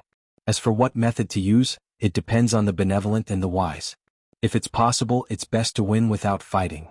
Do you understand?" "No." The commander of the 1st Battalion, who was about to refute, suddenly heard Bai Shuang say, "That's right, what I said just now was taught to me by my teacher." "No, wrong, well said." Once he heard that it was Yang Qindong who said it, the commander of the 1st Battalion did not dare to refute. The commander of the 1st Battalion could still give some opinions to the commander, but in front of Yang Qindong, the creator of Yangxia, who was like a god of war, he did not have the slightest intention to refute. He knew that the commander of the 1st Battalion would have such a reaction. Bai Shuang laughed in his heart and waved his hand, "Clean up the battlefield well. Take away everything that can be used. Don't leave anything behind." Just like that, Tong Long was captured. Tian, who purposely got someone to spread the news after he found out about the outcome, as if to shock everyone. In an instant, the nearby city guards all knew about it. When they heard that even a fierce general like Tong Long was taken care of by the 5-star army, and that not a single one of the 3,000 cavalry came back to report, everyone was terrified of the 5-star army. The people who originally wanted to send out troops to try their luck all stopped moving and stayed in their own cities like cowards. In this period of time, the news of the 5-star army entering Liaodong had been sent to the northern Ming capital in the form of an urgent dispatch. They had just taken down the 2 cities of Shajing and Jingzhou and were thinking of expanding their gains and uprooting Yang Qindong's forces in the grasslands. Suddenly, this news was sent to the imperial court and immediately attracted the attention of countless people. Even Emperor Zhu Qiyu was confused. What's going on? Shouldn't Bugnam of Gojoseon be fighting with great General Ashikaga Yoshimasa in the Japanese Empire? For this reason, he had sent Song Yong and 50,000 naval troops to help. How long had it been since the battle ended? How did Bugnam of Gojoseon appear in Liaodong? What's going on? And what about the 50,000 naval troops he had sent out? Where were they now? Why was there no news of them? Could it be that they had been destroyed by Bugnam of Gojoseon? That was 50,000 people and they were at sea. It wasn't that easy to wipe them all out. Why wasn't there a single warship that reported the news? Countless questions appeared in Zhu Qiyu's mind. This unexpected situation disrupted Zhu Qiyu's plans. Because Shajing and Jingzhou had been peacefully taken back and he had obtained the 5-star army, Zhu Qiyu was filled with confidence. Who said that Bugnam of Gojoseon was invincible? Didn't he win? Since that was the case, of course he would continue to work hard to take down Shur City and uproot the 5-star army's forces in the grassland. This idea was quickly approved by the other king of the grassland, Yeshen. On the grassland, Yeshen was really afraid of the 5-star army. At least, every battle ended with his defeat. If he could destroy the 5-star army and replace it with Ming, it would be great. He believed that it wouldn't be long before he could still be a king. Therefore, Zhu Qiyu didn't have to spend much effort to reach an alliance with Yeshen. The two sides agreed that one side would send out 400,000 troops, and the other side would send out 200,000 troops. They would definitely take down Shur City with high walls and drive Yangxia's forces out of this area. Both sides were mobilizing their troops. After all, it involved an army of 600,000. Just the preparation of food and drink would take some time, not to mention the military supplies. Unexpectedly, something happened in Liaodong so quickly. If it was in the past, Zhu Qiyu wouldn't panic even if Liaodong's predecessor Gandusi was attacked. After all, it was a bitter and cold place in his opinion. Other than being able to ensure the safety of the northern territory, it had no other use. However, it was different now. He had 70,000 Liaodong cavalrymen. They had now become the most elite existence in the Ming army. They could even scare off the 5-star army. How could such a powerful army, the headquarters of such a powerful army, a place where countless brave warriors could be produced. How could they just watch as it was lost? He couldn't lose Liaodong and he couldn't let Yang Qindong use this opportunity to open a supply route. Zhu Qiyu immediately ordered a court meeting. He wanted to gather all the officials to discuss a solution to the problem. For this court assembly, in order to achieve the effect of everyone working together, Zhu Qiyu specially allowed all fourth-ranked officials and above to participate. The same went for fourth-ranked generals. In order to maintain balance in the Great Ming Dynasty, the status of the generals was usually not very high. Most of them were even regarded as boorish. Sometimes, even a second-rank general status was not as high as a fourth-rank civil officials. Usually, during the court meeting, there were even fewer opportunities for the generals to participate. This time, Zhu Qiyu intended to raise the status of the generals. From this point alone, it could be seen that Zhu Qiyu was really anxious. The expansion of the court assembly this time had indeed attracted many officials to participate. Just looking down from the dragon throne, it was a sea of black crows and crows. There were more than 200 people. Looking at so many officials below the stage, Zhu Qiyu smiled and breathed a sigh of relief. He didn't believe that with so many talented people, he wouldn't be able to defeat a small bugnom of Gojoseon. In his joy, Zhu Qiyu looked at Jining who was standing to the side and nodded. The court meeting began. There was no need to talk about the topic. Those who were able to appear here naturally knew what was going on. Thus, from the beginning of the court meeting, there were officials who continuously gave suggestions. Each and every one of them spoke endlessly, as if each of them had thousands of ideas in their hearts. However, if one were to listen carefully, they would discover that most of their words were flattering Zhu Qiyu and flattering her. The general idea was that although the king was strong, how could he dare to face the emperor? As long as the army marched into the Liaodong region, the so-called Wu Nanwang, the so-called five-star army, would flee as soon as they heard the news. They would surrender without a fight. At first, Zhu Qiyu was in a good mood. However, the more he listened, the more he found that this wasn't the case. More than an hour had passed and no one had really come up with any ideas. They were all just saying nice things. Seeing that more and more people would have this opinion if he didn't stop them, Zhu Qiyu couldn't help but cough lightly. Then he said, "Everyone, we naturally know that a small bugnom of Gojoseon is not to be feared. However, according to your suggestions, how many people should be sent this time, and who should be the commander?" When it came to the specific questions, the noisy court immediately quieted down. Chapter 1140. Most of the people who could come here were civil officials. They either relied on their writings or relied on their family's influence to get to their positions. Some even relied on some shady means to get to their positions. But no matter how they entered the court, most of them had a common characteristic, and that was that they could speak but not act. It was undeniable that Confucianism could indeed teach people to be good and change the wildness in a person's heart. There were also other benefits. But the drawbacks were equally obvious. Some things were too rule-abiding. After a long time they would become complacent. It was like moving their mouths and talking. They dared to comment on anything. Some of them even dared to criticize the emperor. But when it came to practical matters they really couldn't do it. This didn't mean that they didn't have the ability, but because when two sides fought, the other side wouldn't listen to you. If there was a disagreement, they would draw their swords. This wasn't something that these scholars who studied Confucianism could compare to. It was important for people to know their own limits. If they knew that they couldn't do something but still insisted on standing up, then it wasn't taking responsibility but showing off. To put it bluntly, it was no different from courting death. It was just like the Tumu Fortress incident back then.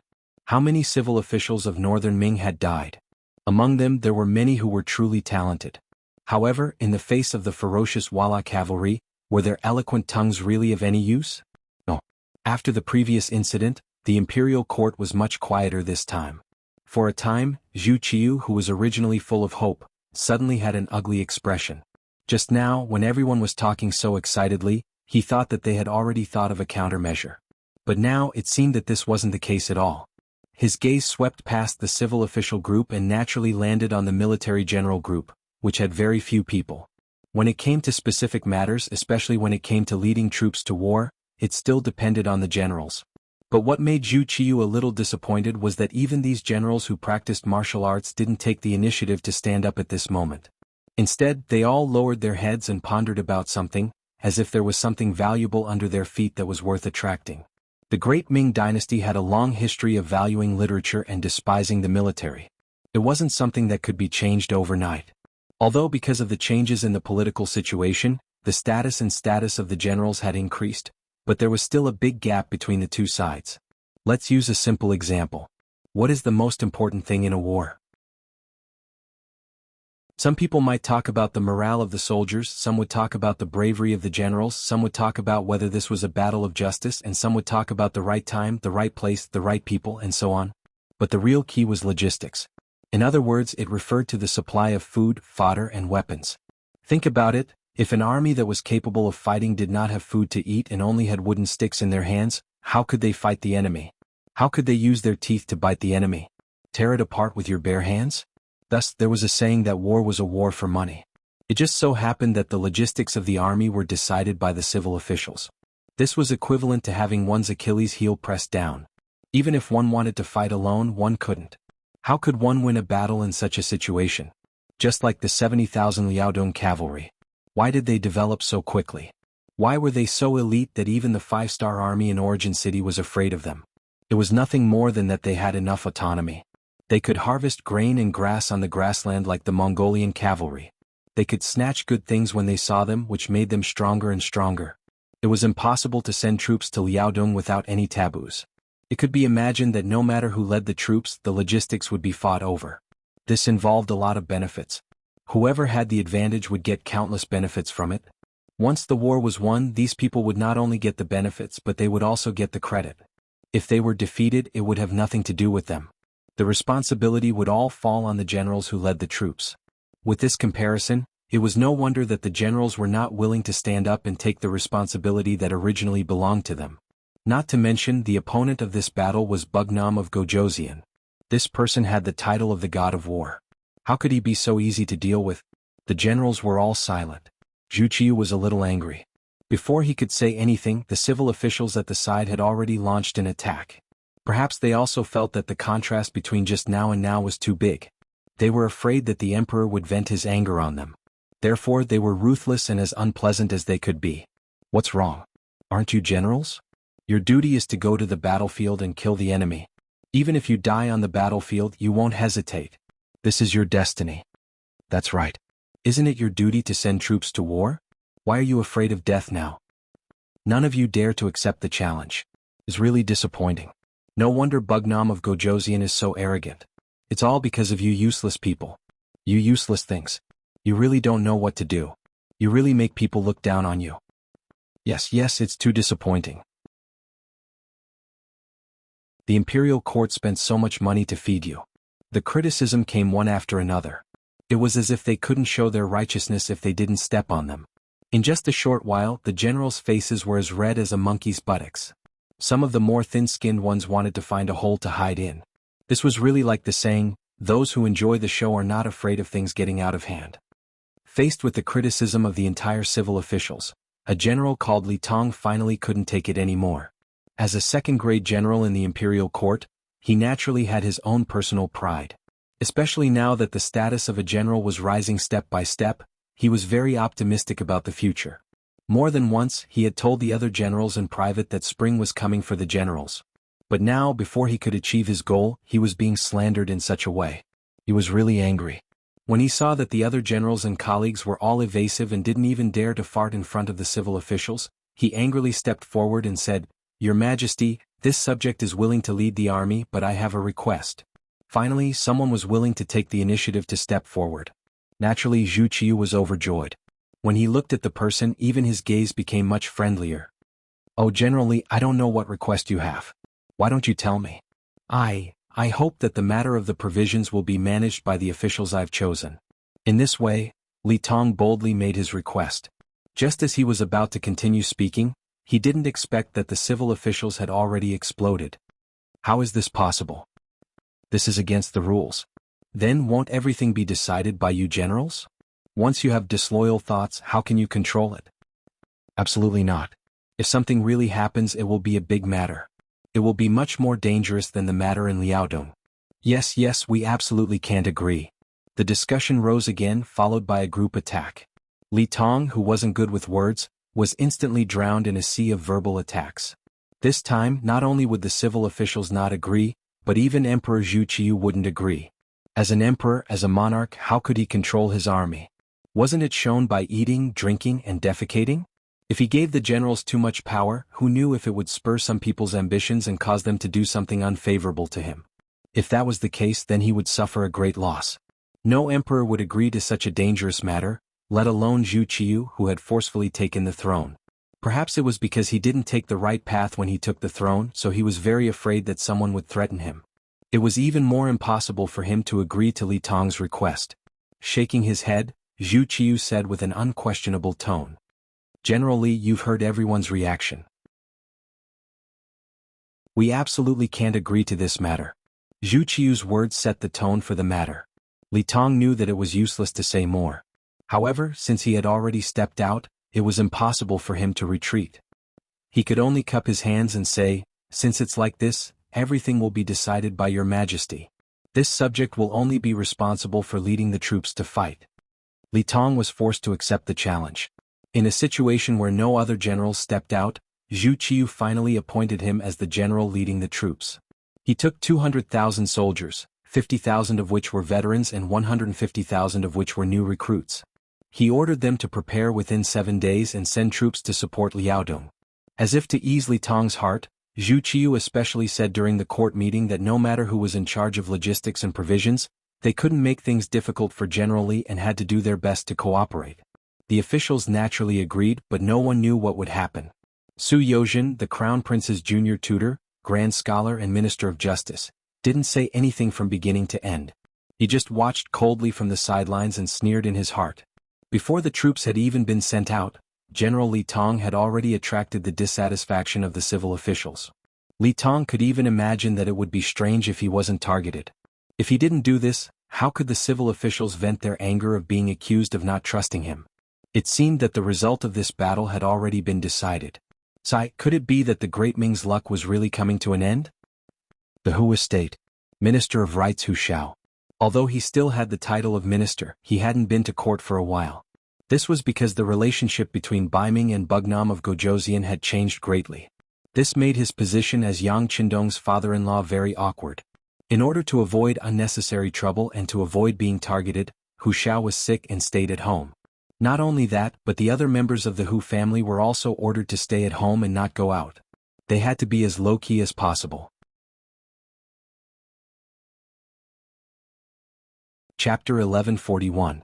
Although he had not left his room, he was still able to receive news of what had happened in the imperial court. Hu Shao had been the Minister of Rights for many years, and his students were spread all over the world. He naturally had many sources of information. It was precisely because he knew what had happened in the imperial court that Hu Shao, who was with his son in his study, fell into deep thought. Hu Jiangning also knew what had happened in the imperial court, and he was much more nervous than his father. "Father, the emperor is about to move against Qindong. Will we be implicated? How about I go find the 5-star army in the city?" "There's no need for that. It's not time yet." Hu Shao slowly opened his eyes, a faint smile on his lips. It was clear that everything was under his control. "Son, don't think that we'll be in danger if we really start fighting. It's said that even when two armies fight, they don't kill the envoys." "But father?" Seeing that Hu Jiangning was about to say something, Hu Shao waved his hand and said, "Relax. Since Zhu Qiyu was able to become emperor, he's not so foolish. He's keenly aware that before he destroys Bugnam of Gojoseon, he won't be able to touch us. Otherwise, he doesn't even know what the consequences will be. On the contrary, the more victories Bugnam of Gojoseon wins on the front lines, the more apprehensive the emperor will be. Unless it's time for a life-and-death struggle, as long as we don't stir up trouble, nothing will happen." The older the ginger, the spicier it was. Hu Shao was so confident not only because of his thorough analysis of the situation and his deep understanding of Zhu Qiyu's personality, but also because of two other reasons. First, Su Yozhen was in the imperial court. If something really did happen, he would definitely inform him. Second, Bai Ming had Yang Qindong's brothers and sisters in the capital. If even they were fine, how could he possibly be in danger? With these two reasons, Hu Shao was naturally brimming with confidence. On the contrary, he was now worried about whether Yang Qindong could stop Bai Ming's army. If Yang Qindong was seriously injured or even destroyed, then as his in-laws they would be seen as accomplices. That would be the real danger. Not to mention that the Hu mansion was as calm as water. Yang Qindong, who was running amok in Liaodong, had telegraphed everything that happened there to him. Looking at the telegram sent by Wang Shan, Yang Qindong chuckled and said, 200,000?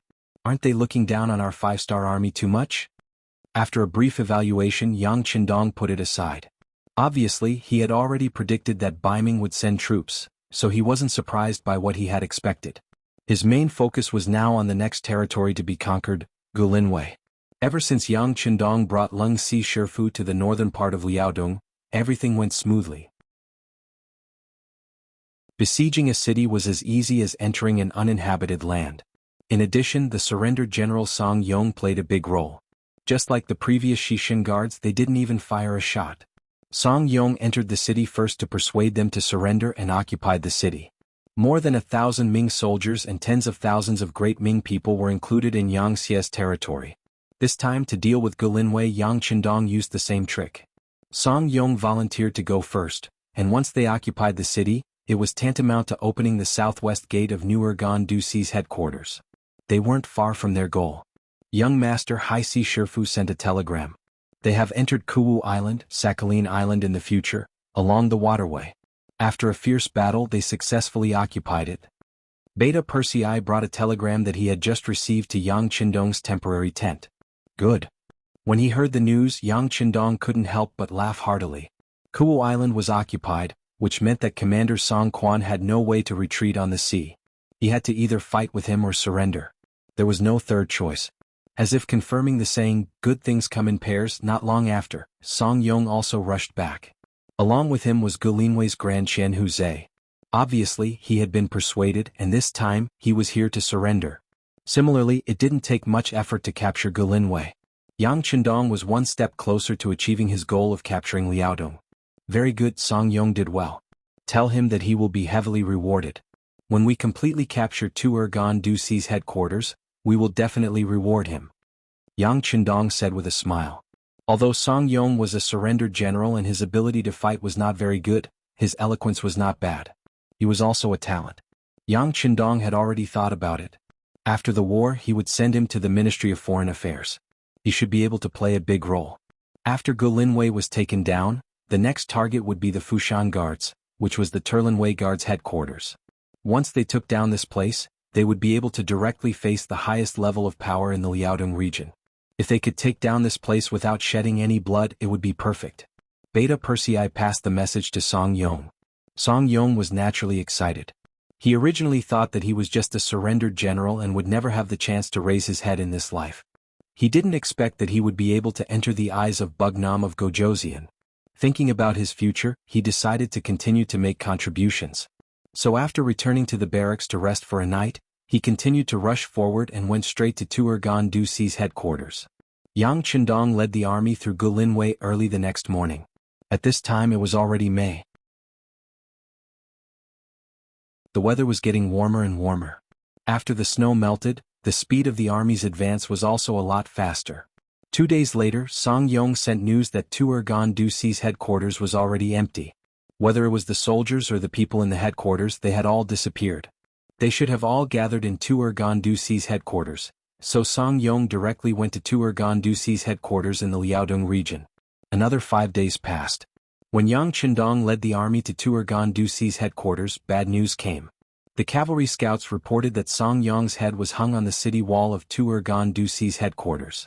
As soon as the news reached Yang Qindong's ears, he was shocked and furious. Although Song Yong was a surrendered general, he was now representing the 5-star army. As the saying goes, envoys should not be killed in a war. Song Yong was killed just like that. This was clearly a slap to the 5-star army's face. It was a slap to the Bugnam of Gojoseon's face. Young Master Song Yong can't die just like that. This is clearly looking down on our 5-star army. Let's fight. Beta Persei's eyes were shining as he spoke. Along the way he originally thought that there would be a big battle to fight. This was the time to show off his skills. He didn't expect things to go so smoothly. Originally he thought that Tu Ergon Duxi would surrender. Although he would be happy, he didn't go to the battlefield after all. But now Song Yong was killed. This was clearly a demonstration by the Ming generals of Tu Ergon Duxi. If he didn't kill this trend, who would take the 5-star army seriously in the future? Yang Qindong didn't answer immediately. Although Song Yong's death made him very angry, he couldn't solve the problem by being impulsive. The most important thing now was to understand the situation in Tuergon-du-Si. Only by understanding the other party's background would he be able to come up with the best strategy. Beta Persei, contact the intelligence personnel in Tuergon-du-Si immediately. I want to know how many Biming army there are here and who killed Song Yong. Yes, young master. Beta Persei nodded and turned to leave. Yang Qindong's eyes were cold and angry. Someone actually dared to kill one of his men, and an envoy at that. He had to admit that some people were really bold. Since that was the case, he didn't mind being ruthless and using some cruel means to tell the world what would happen if they didn't follow the rules. The intelligence department acted very quickly. Yang San, the head of the security bureau, had already arranged a lot of people here, so the situation in the city quickly spread out. According to a centurion bribed by the security bureau, Song Yong's death was caused by Zhong Qing, the commander of the city. The telegram described the whole process of Song Yong's death in detail. Originally, as an envoy, Song Yong could have left the city safely if he failed to persuade them to surrender. As the commander, Song Quan also had the same idea. Although he didn't like his own family and thought that they had no backbone, he would still abide by the rules of war between two armies. Things went bad because of Zhong Qing. He didn't know where he found out that Song Yong had 100,000 taels of silver on him. This was originally given to him by Yang Qindong.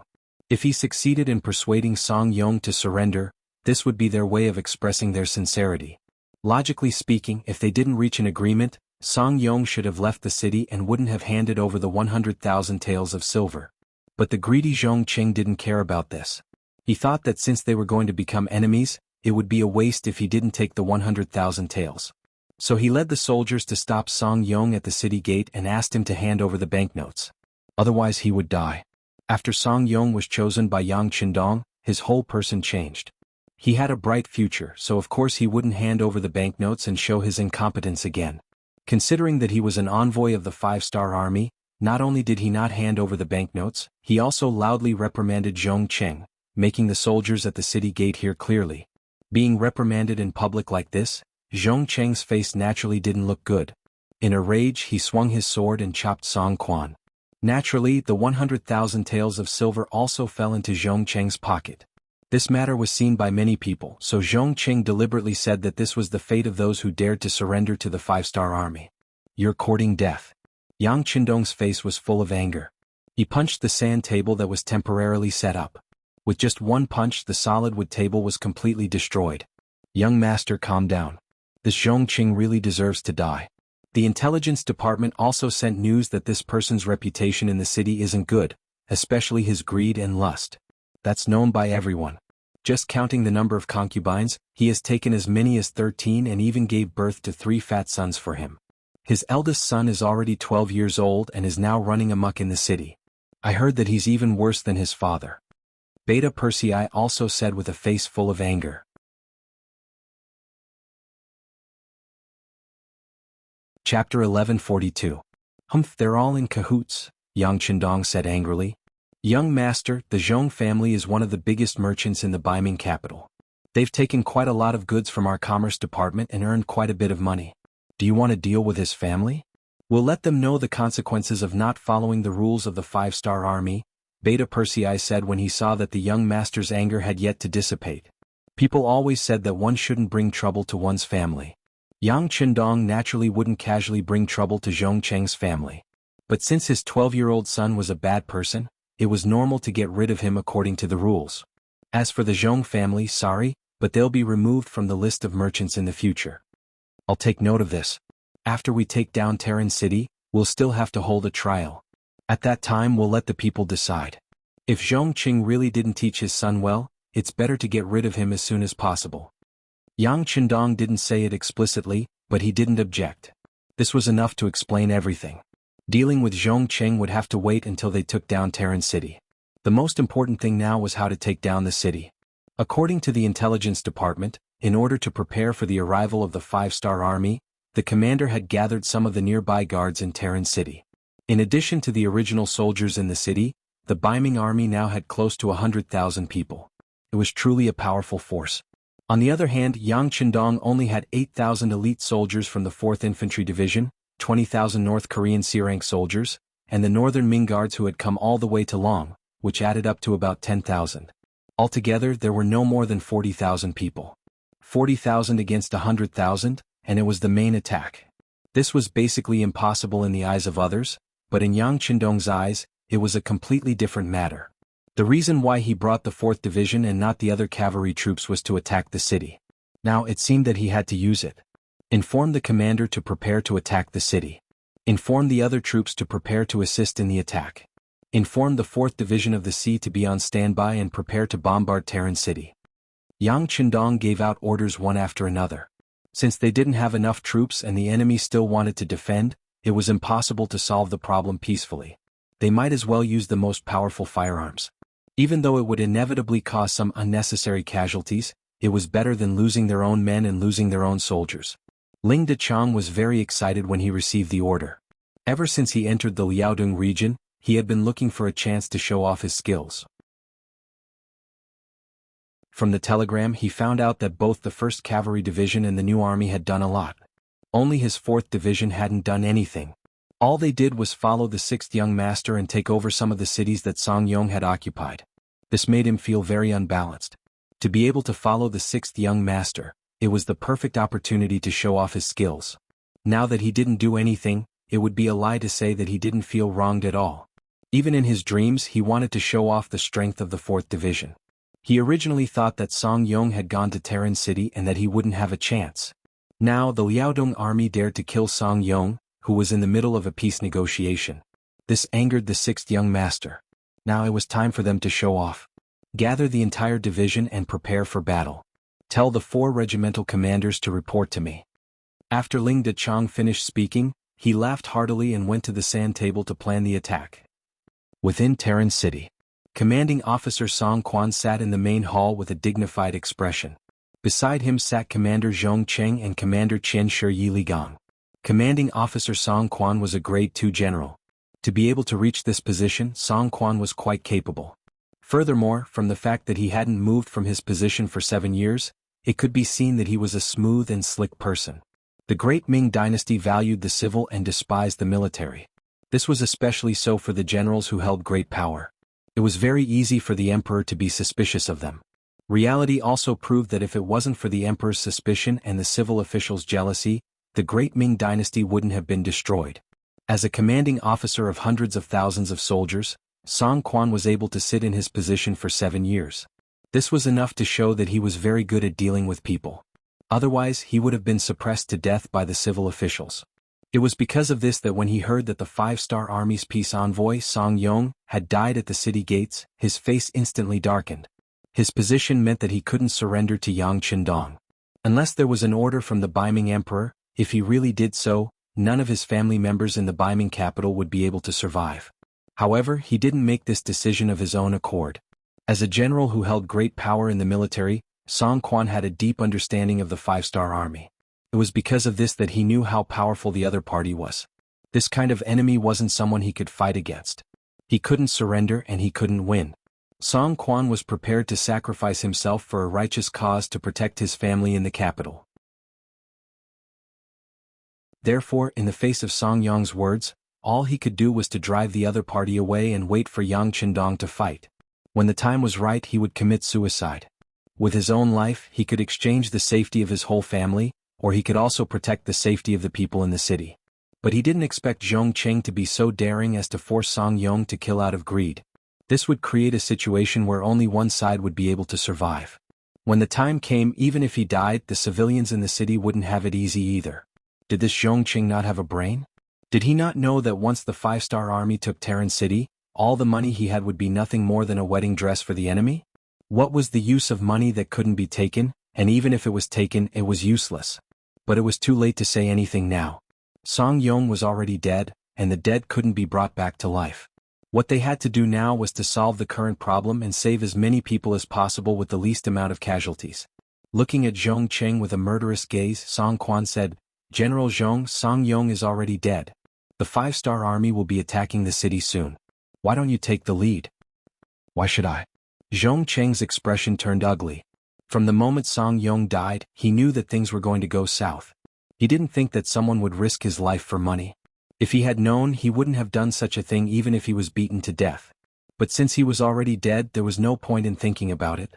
Thinking about the 100,000 soldiers in the city and the less than 50,000 five-star army outside the city, he regained his courage. But now the commander was asking him to fight the five-star army. Wasn't that the same as asking him to die? He wasn't stupid enough to agree to it. Everyone knew that it was easy to gain merits by being the vanguard, but it was also very dangerous. Perhaps if it was another ambitious general, he would fight for this position. But as a member of the Zhong clan in the capital, he had an incomparable background. He came to the Liaodong region just to gain experience. He didn't need such a great merit. Only then did he refuse without even thinking about it. Sitting on the right was the commander Yi Ligang. He was a handsome middle-aged man in his early 30s. To be able to reach this position and become a rank 3 general, it wasn't because he had a powerful background. Instead, he relied on his own efforts to get to where he was today. It could be said that whether it was in terms of intelligence or bravery, he was one of the top 5 people in the Liaodong region. Yi Ligang, who could be called an all-rounder, knew his fate the moment he heard the guard say that Zhong Qing had killed Song Yong at the city gates. He was so angry that he called Zhong Qing a stupid pig. Just watch, because this person is likely to bury all of us in the city. Even on the battlefield, killing a general of the 5-star army wasn't a big deal.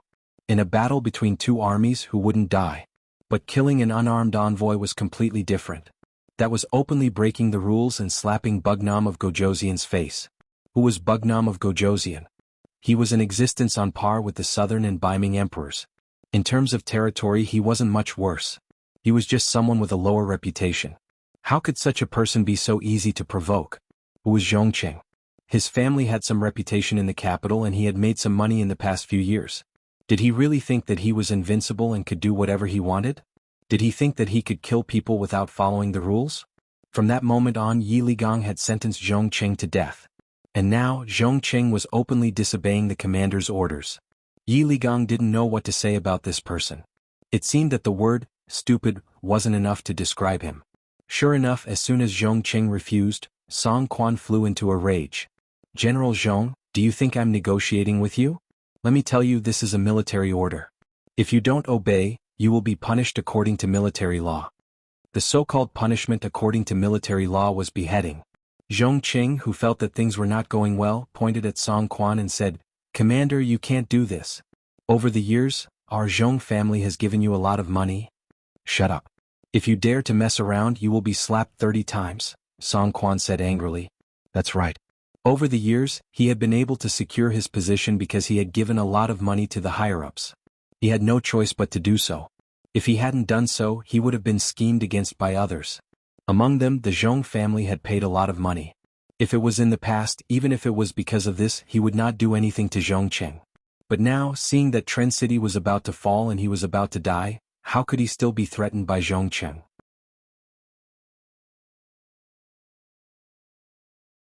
Chapter 1143.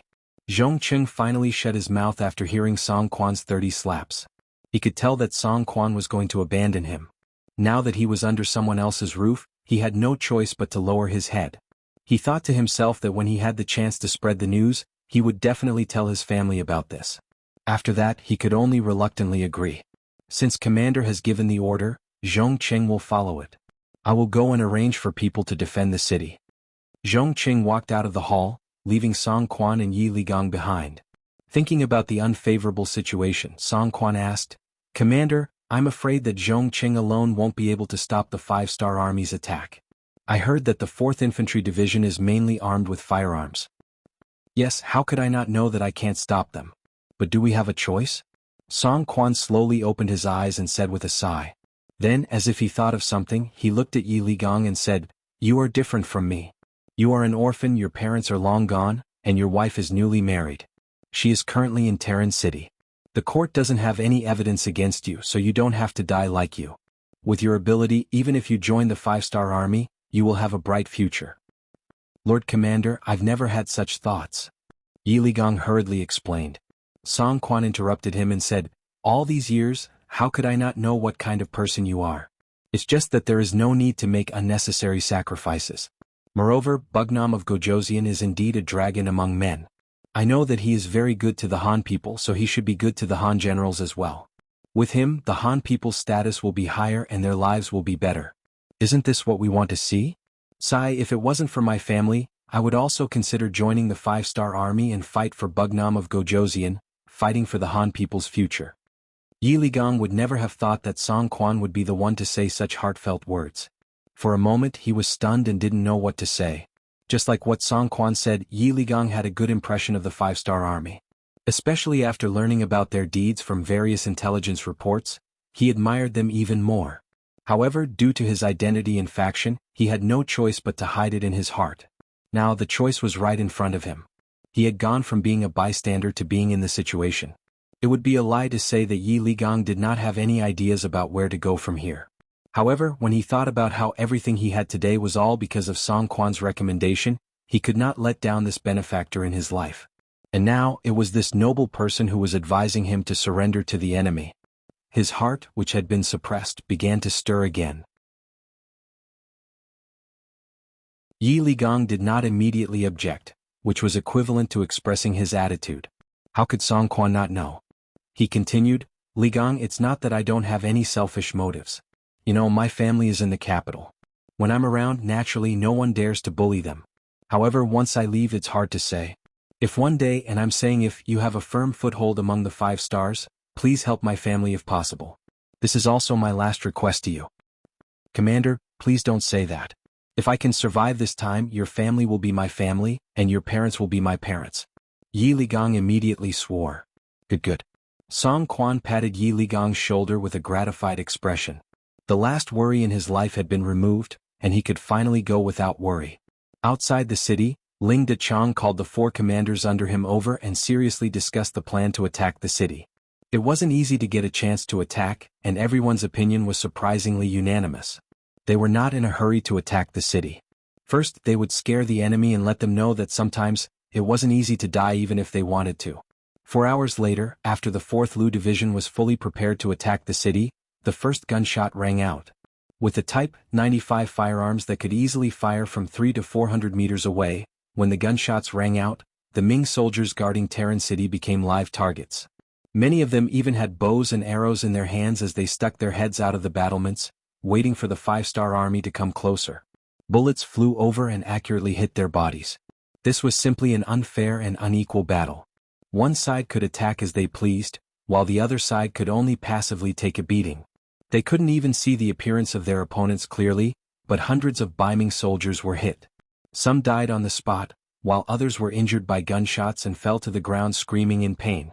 If they died, then so be it, everything would be over. But those who were injured by gunshots, when their cries of pain rang out from the battlements, the shock it brought to their comrades was so great that it completely exceeded the expectations of the defending general, Zhong Cheng. He originally thought that with the advantage of numbers, they would be able to fight evenly with the 5-star army. In addition, they had the higher ground and were relying on the city walls, so it wasn't impossible for them to push back the 5-star army. But after this exchange, Zhong Qing realized how wrong he was. As the headquarters of the new Ergon Du Si, it was where the commander was located. Beishir also placed great importance on it, and once sent people to send over 200 firearms. They had always been treated as treasures and kept in the armory. This time, Zhong Qing even took them out, wanting to properly display their power.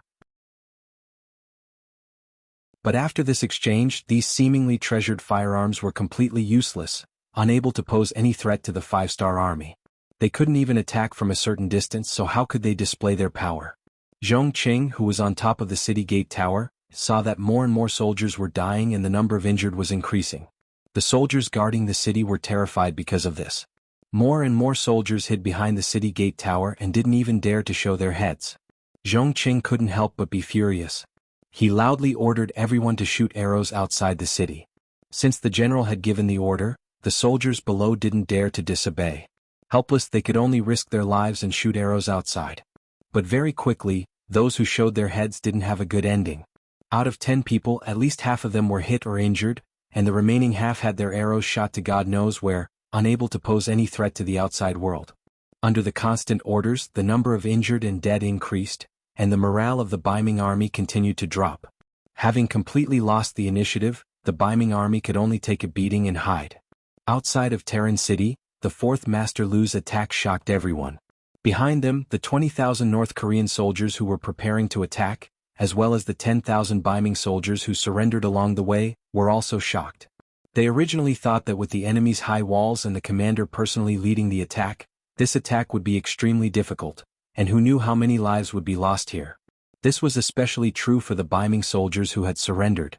Thinking about how they had just escaped from the tiger's den and into the wolf's den, they felt extremely uncomfortable. But who would have thought that when the attack started, the situation would be one-sided? The Terran City Ming soldiers, who had the advantage in numbers, didn't even have the ability to retaliate. When this scene fell into everyone's eyes, many of the soldiers were extremely excited. The situation on the battlefield was completely out of their expectations, and it gave them hope, a chance to perform meritorious deeds. General, the North Korean soldiers and the Ming army who surrendered are asking if we can attack the city now. Ling Dechang was still smiling as he watched his soldiers flaunt their might when the messenger walked over and reported. There's no rush, there's no rush. Ling Dechang waved his hand and laughed. Tell them that it's not time for them to attack yet. Let's fight for a while longer and completely destroy their morale. That's when we'll be able to win this battle, ha. Ling Dechang was very familiar with his weapons, and he was even more familiar with the power of his weapons.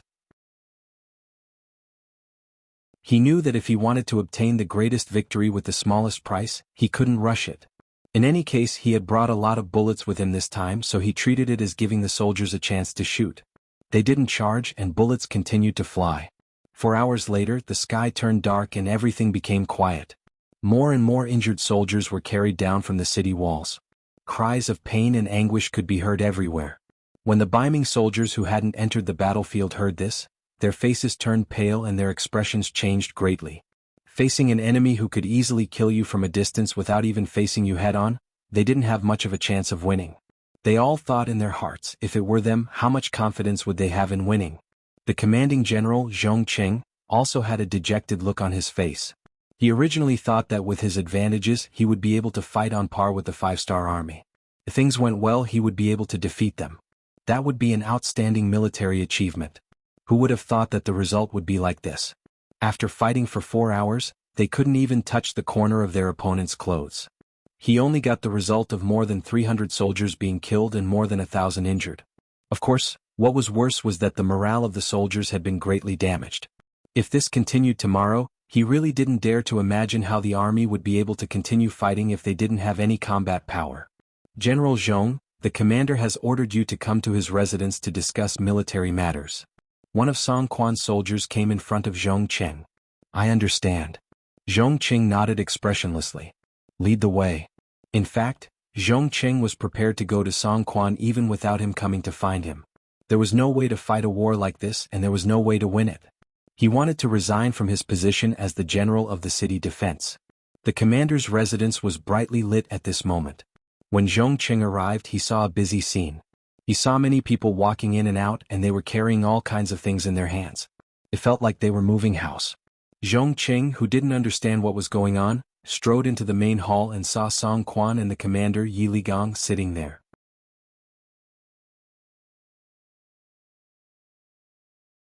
Chapter 1144. Commander, what are the people outside busy with? Zhong Qing asked in confusion after entering the hall. General Zhong, don't ask so many questions. Let me ask you, what are your thoughts after today's battle with the 5-star army? Do you think we can defend Tren City with just us? Song Quan didn't answer Zhong Qing's question. Instead, he took the initiative to ask about the battle. Sigh. At the mention of this matter, Zhong Qing's face was ashen as he said, don't mention it. The firearms in the hands of the 5-star army are simply too powerful. They can even shoot from afar and are extremely accurate. We didn't even see their shadows and we've already lost over 1,000 people. If this battle continues like this, there's really no way to continue. Oh, so that means we won't be able to defend the city? Song Quan asked again. That's right. We can't defend it. This time, Zhong Qing answered honestly. If that's the case, what does General Zhong think about breaking out of the encirclement? Song Quan asked as he already expected Zhong Qing to say this. Breaking out of the encirclement? This question was completely out of Zhong Qing's expectations. Then he remembered that when he entered the mansion he saw those people moving things back and forth. He immediately understood that Song Quan was preparing to escape. Seeing that Zhong Qing seemed to be thinking about something, Song Quan looked at Yi Ligang on the other side. The two of them looked at each other and nodded. Song Quan said to Zhong Qing again, "That's right, we should break out of the encirclement. You know the situation this afternoon. The 5-star army has very powerful firearms. It's not something we can stop. If we don't break out of the encirclement early, once they attack with this method, I'm afraid we won't even have a chance." "Yes, Commander, you're right. But isn't it too rushed to break out of the encirclement tonight?" After seeing the power of the 5-star army, Zhong Qing agreed with this decision. However, he still felt that breaking out of the encirclement now was too rushed. He didn't even have the slightest bit of preparation. "It's not rushed. Who can guarantee that the 5-star army won't attack the city tomorrow? If that's the case, I'm afraid we won't even have a chance to break through." Seeing that Zhong Qing didn't immediately object, Song Quan continued to persuade him. The 5-star army was indeed powerful. No one knew what kind of attack they would launch tomorrow. In the end, Zhong Qing nodded and agreed. "Let's break through the encirclement then. I just don't know what kind of plan the commander has. I've already discussed this matter with Yi Qian. Let's do it like this tonight." In the middle of the night, dark clouds covered the moonlight and the sky was completely dark. Looking at Talon City from afar, other than the moving torches on the city walls, which were soldiers patrolling, everything else was pitch black. It gave off a very quiet feeling. However, the atmosphere suddenly changed. The originally quiet city was suddenly filled with rumbling sounds. Then the west gate was opened and a large group of people rushed out. They appeared like a whirlwind and rushed towards the river guards. After the west gate was opened, the south gate opened as well. Unlike the other gates, the south gate remained silent after it was opened. Not a single soldier walked out from it. The contrast between the two was very obvious. Outside the south gate, Yang Qindong, who had already changed into a golden cloak, was slowly approaching under the protection of 1,000 Black Knights. Behind the Black Knights were tens of thousands of North Korean soldiers and 10,000 Ming army soldiers. They arrived at the south gate unhurriedly. Then they entered as if there was no one around. Just like that, they entered the city through the gate openly. They didn't encounter any obstruction or resistance during the process. In the commander's residence of Talon City, the commander, Song Quan, had already committed suicide in the courtyard. A white cloth was covering his body and a group of soldiers were kneeling on both sides of him. When Yang Qindong arrived, he saw this scene. "Greetings, Bugnam of Gojoseon." The moment Yang Qindong entered the courtyard, everyone, led by Yi Ligong, fell to their knees. Sigh, a proper burial. After Beta Persei opened the white cloth and confirmed that the deceased was indeed Song Quan, Yang Qindong sighed emotionally. "Thank you, Bugnam of Gojoseon." With Yi Ligong as the leader, everyone kowtowed once again. Song Quan died just like that. Perhaps he knew that if he didn't die, his family in Ming wouldn't be safe, so he sacrificed himself in exchange for everyone's lives. Yi Ligong knew the whole plan. He really wanted to prevent his benefactor from dying, but he also knew that it was useless. Song Quan's survival meant that his family in Ming had to die. There was no other choice but to sacrifice one person in exchange for everyone's lives. And before Song Quan died, he still did a lot of things. He really needed Yi Ligong to take care of his family in the future, so he first arranged for Zhong Qing, who was a thorn in his side, to leave the city. Then he handed over all the military and political power to Yi Ligong, and then died peacefully. After Yi Ligong learned of the plan, he secretly sent someone to contact Yang Qindong.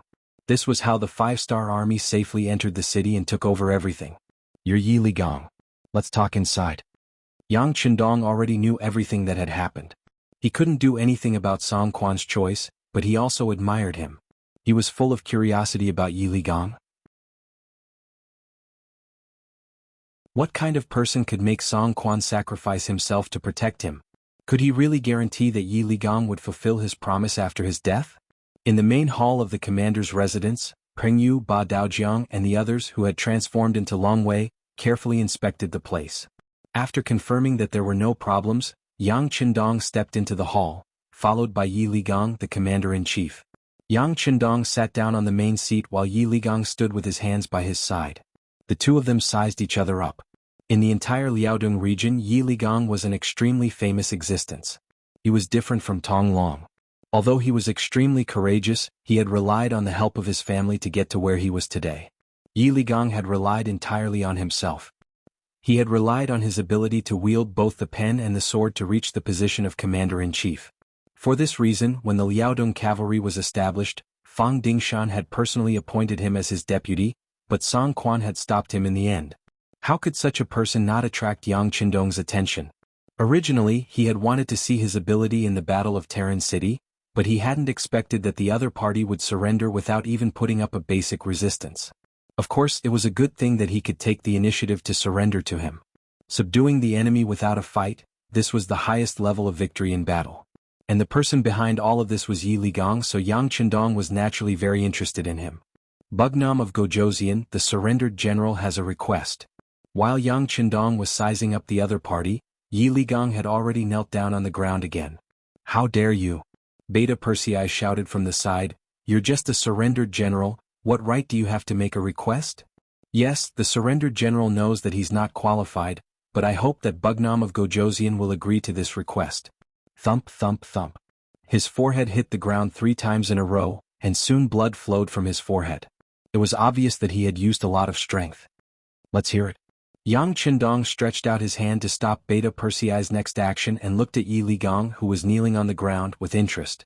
Now that he had a chance to speak, Yi Ligang said, Bugnam of Gojoseon, Commander Song committed suicide to save the people of Terran City from the flames of war.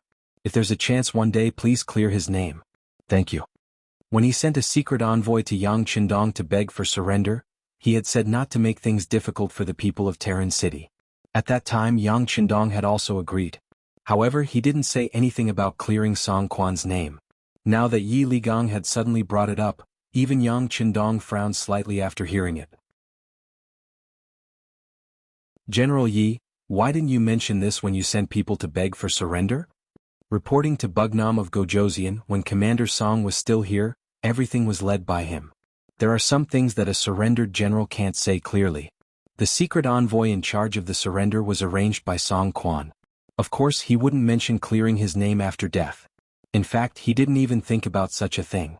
What he cared about was the safety of his family in the capital and the hundreds of thousands of soldiers and civilians in Terran City. Since Song Quan didn't mention it, Yi Ligang couldn't not mention it. Now that he had the opportunity to talk to Yang Qindong, he brought it up. Yang Qindong nodded slightly with a look of understanding. Then he looked at the kneeling Yi Ligang and asked with a smile, you want this king to clear Song Quan's name? Aren't you worried that this king will be defeated and killed one day? If that's the case, clearing his name will be meaningless. There was a prerequisite for clearing Song Quan's name, and that was that Yang Qindong could succeed. Otherwise, not only would the matter of clearing his name be a joke, it would also bring great trouble to Song Quan's family. No. Although the surrendered general only lives in a remote corner, he has long heard of the 5-star Army's love for the people. A king who cares about the people of the world, how can his future be limited? This surrendered general boldly believes that the world will eventually belong to Bugnam of Gojoseon. Yi Ligang was also smart. He took the opportunity to explain and flatter Yang Qindong. Bootlicker. Beta Persei, who was standing at the side, said softly. How could these words escape the ears of Yang Qindong, who had entered the quasi-grandmaster realm? However, he didn't care. Instead, he chuckled and asked, General Yi, you said that this king cares about the people in his heart. Are the Baiming Emperor and the Southern Ming Emperor not the same? It's not the same. Yi Ligang shook his head. If he was still the Baiming commandant, there were some things that he couldn't say even if he thought about it. Otherwise, it would be a choice and it would be treacherous. But now, since he had chosen to surrender to the 5-star army, he naturally didn't have any concerns.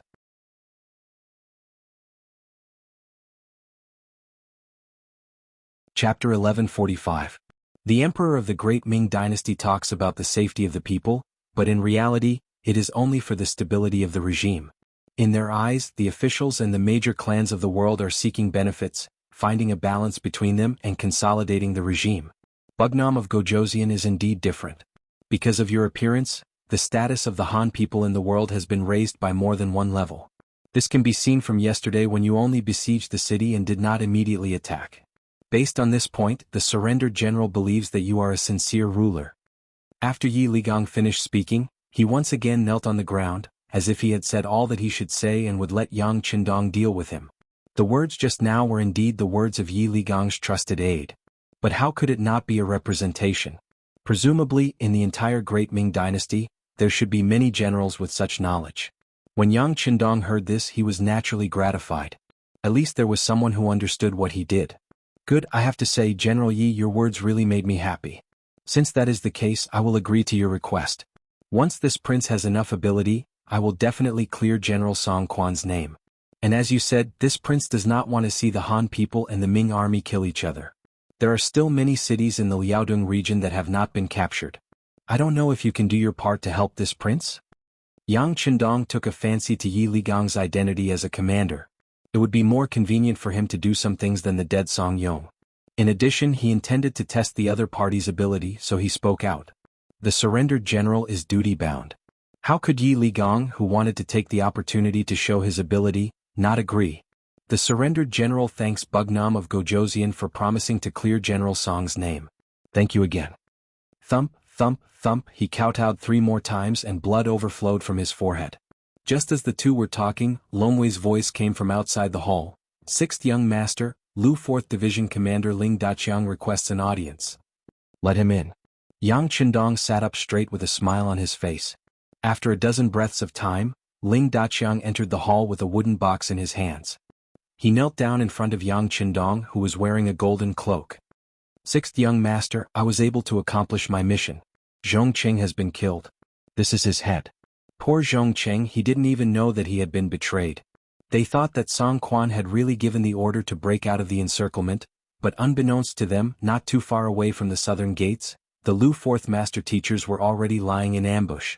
As soon as they appeared, they would surround them and eliminate them. How could Zhongqing know about this? He was still happy that he was about to escape from danger. Following that, gunshots rang out and everything ended. Zhongqing was dead. Not only that, but his family members who followed him out of the city didn't end up well either. Most of them were captured, and his evil youngest son was also killed in the chaos. It could be said that they had avenged Song Yong. Yang Qindong didn't look at the head in the wooden box. Instead, he sighed and said, "Release the news that Zhongqing secretly escaped from the city and created an opportunity for the 5-star army to enter Terran City." After a series of resistance, Yi Ligang was captured and Commander Song Quan died in battle. As soon as Yang Qindong said this, Yi Ligang, who had just stood up, revealed a grateful expression. By pushing all the blame to the dead Zhongqing, Song Quan's family members in Beiming capital would be safe. Beta Persei agreed and immediately sent someone to spread the news. Yang Qindong asked Yi Ligang to stay behind and asked him about the Liaodong region. Yi Ligang already had thoughts of joining Yang Qindong, so he naturally told him everything he knew. Bugnam of Gojoseon, before the Liaodong region was renamed as the new Urgandusi region, I followed Commander Song Quan here. I don't know everything here, but I know 90% of it. Let's start with the most powerful place, the Jianzhou Guards. Yi Ligang was indeed worthy of being chosen by Song Quan. He knew the situation here very well. Many of the things he said were the same as the information sent by the intelligence department. There were also some things that even the intelligence department didn't know. Okay. Seeing Yi Ligang stop talking, Yang Qindong laughed heartily and slapped his thigh. It seems that General Yi is indeed very familiar with the situation here. If that's the case, I wonder if you can persuade the nearby guard stations that haven't been taken down by our 5-star army? Yi Ligang didn't immediately answer. Instead, after thinking for a moment, he raised his head. It shouldn't be a problem. If Bugnam of Gojoseon trusts this Yi, then leave this matter to me. Seeing Yi Ligang so confident, Yang Qindong was even more happy. Okay, I'll leave this matter to you. How many soldiers do you need? There's no need. I'll just bring some personal guards. However, I hope that Bugnam of Gojoseon can give me some silver. This isn't to bribe anyone. It's just that some places are too poor. They can't even pay the soldiers. Speaking of this, Yi Ligang felt a bit embarrassed.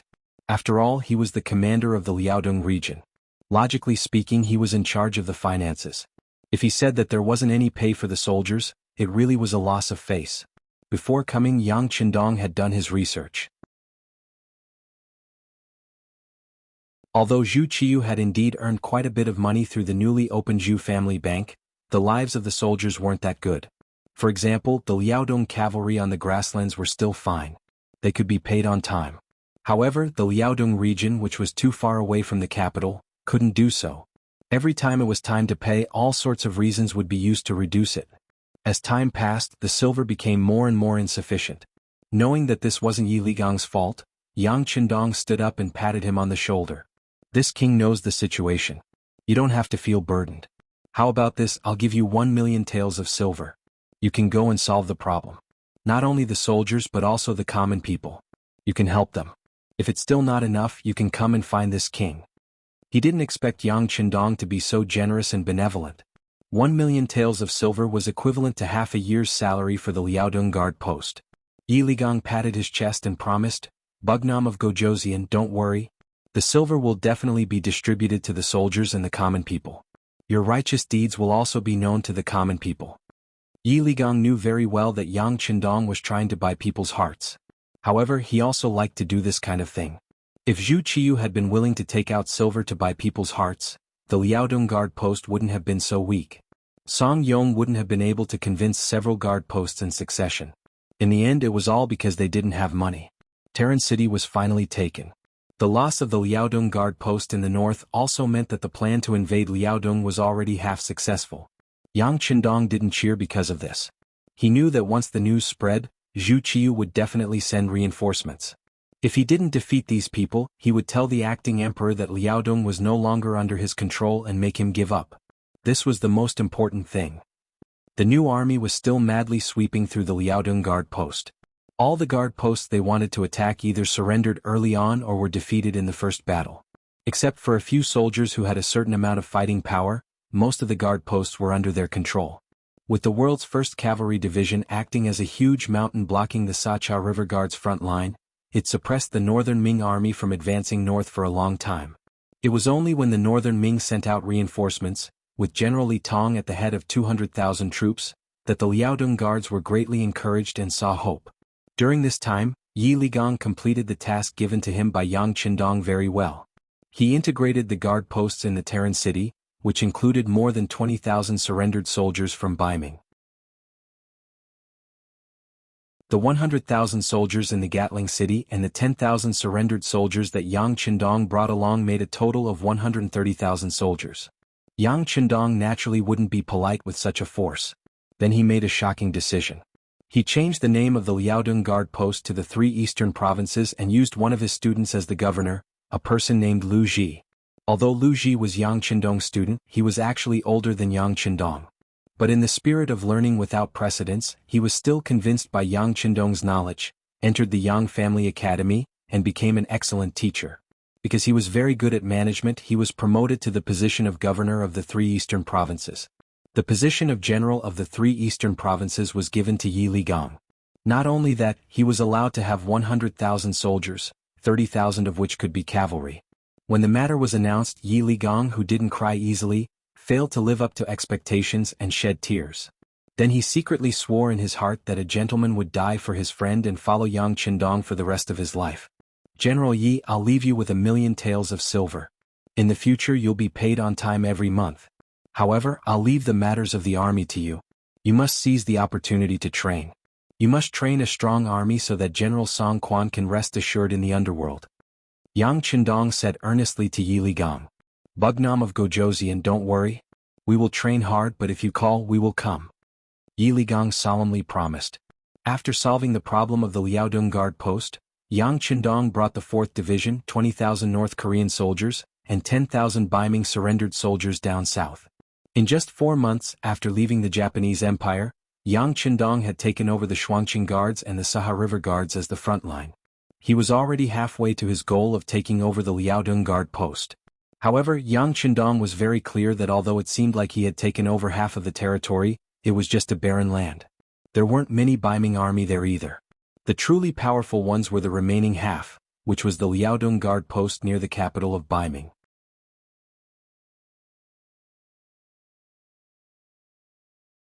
Chapter 1146.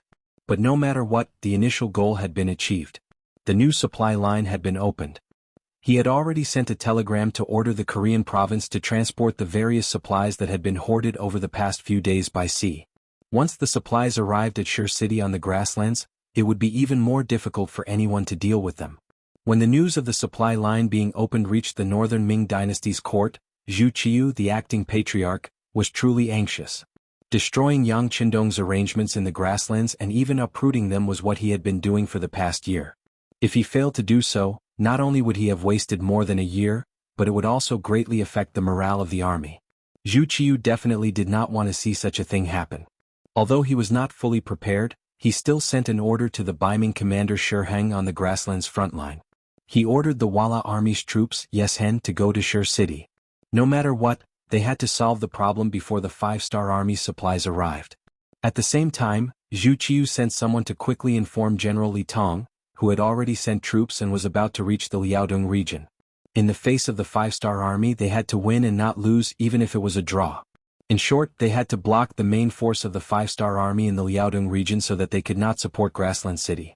The emperor gave orders one after another, and the situation in the Liaodong region became extremely tense. On the grasslands, the war was about to break out, and the situation was even more grim. With Su Yozhen's insider, the news about Zhu Qiu's plan to attack Shir City was quickly sent over via telegram.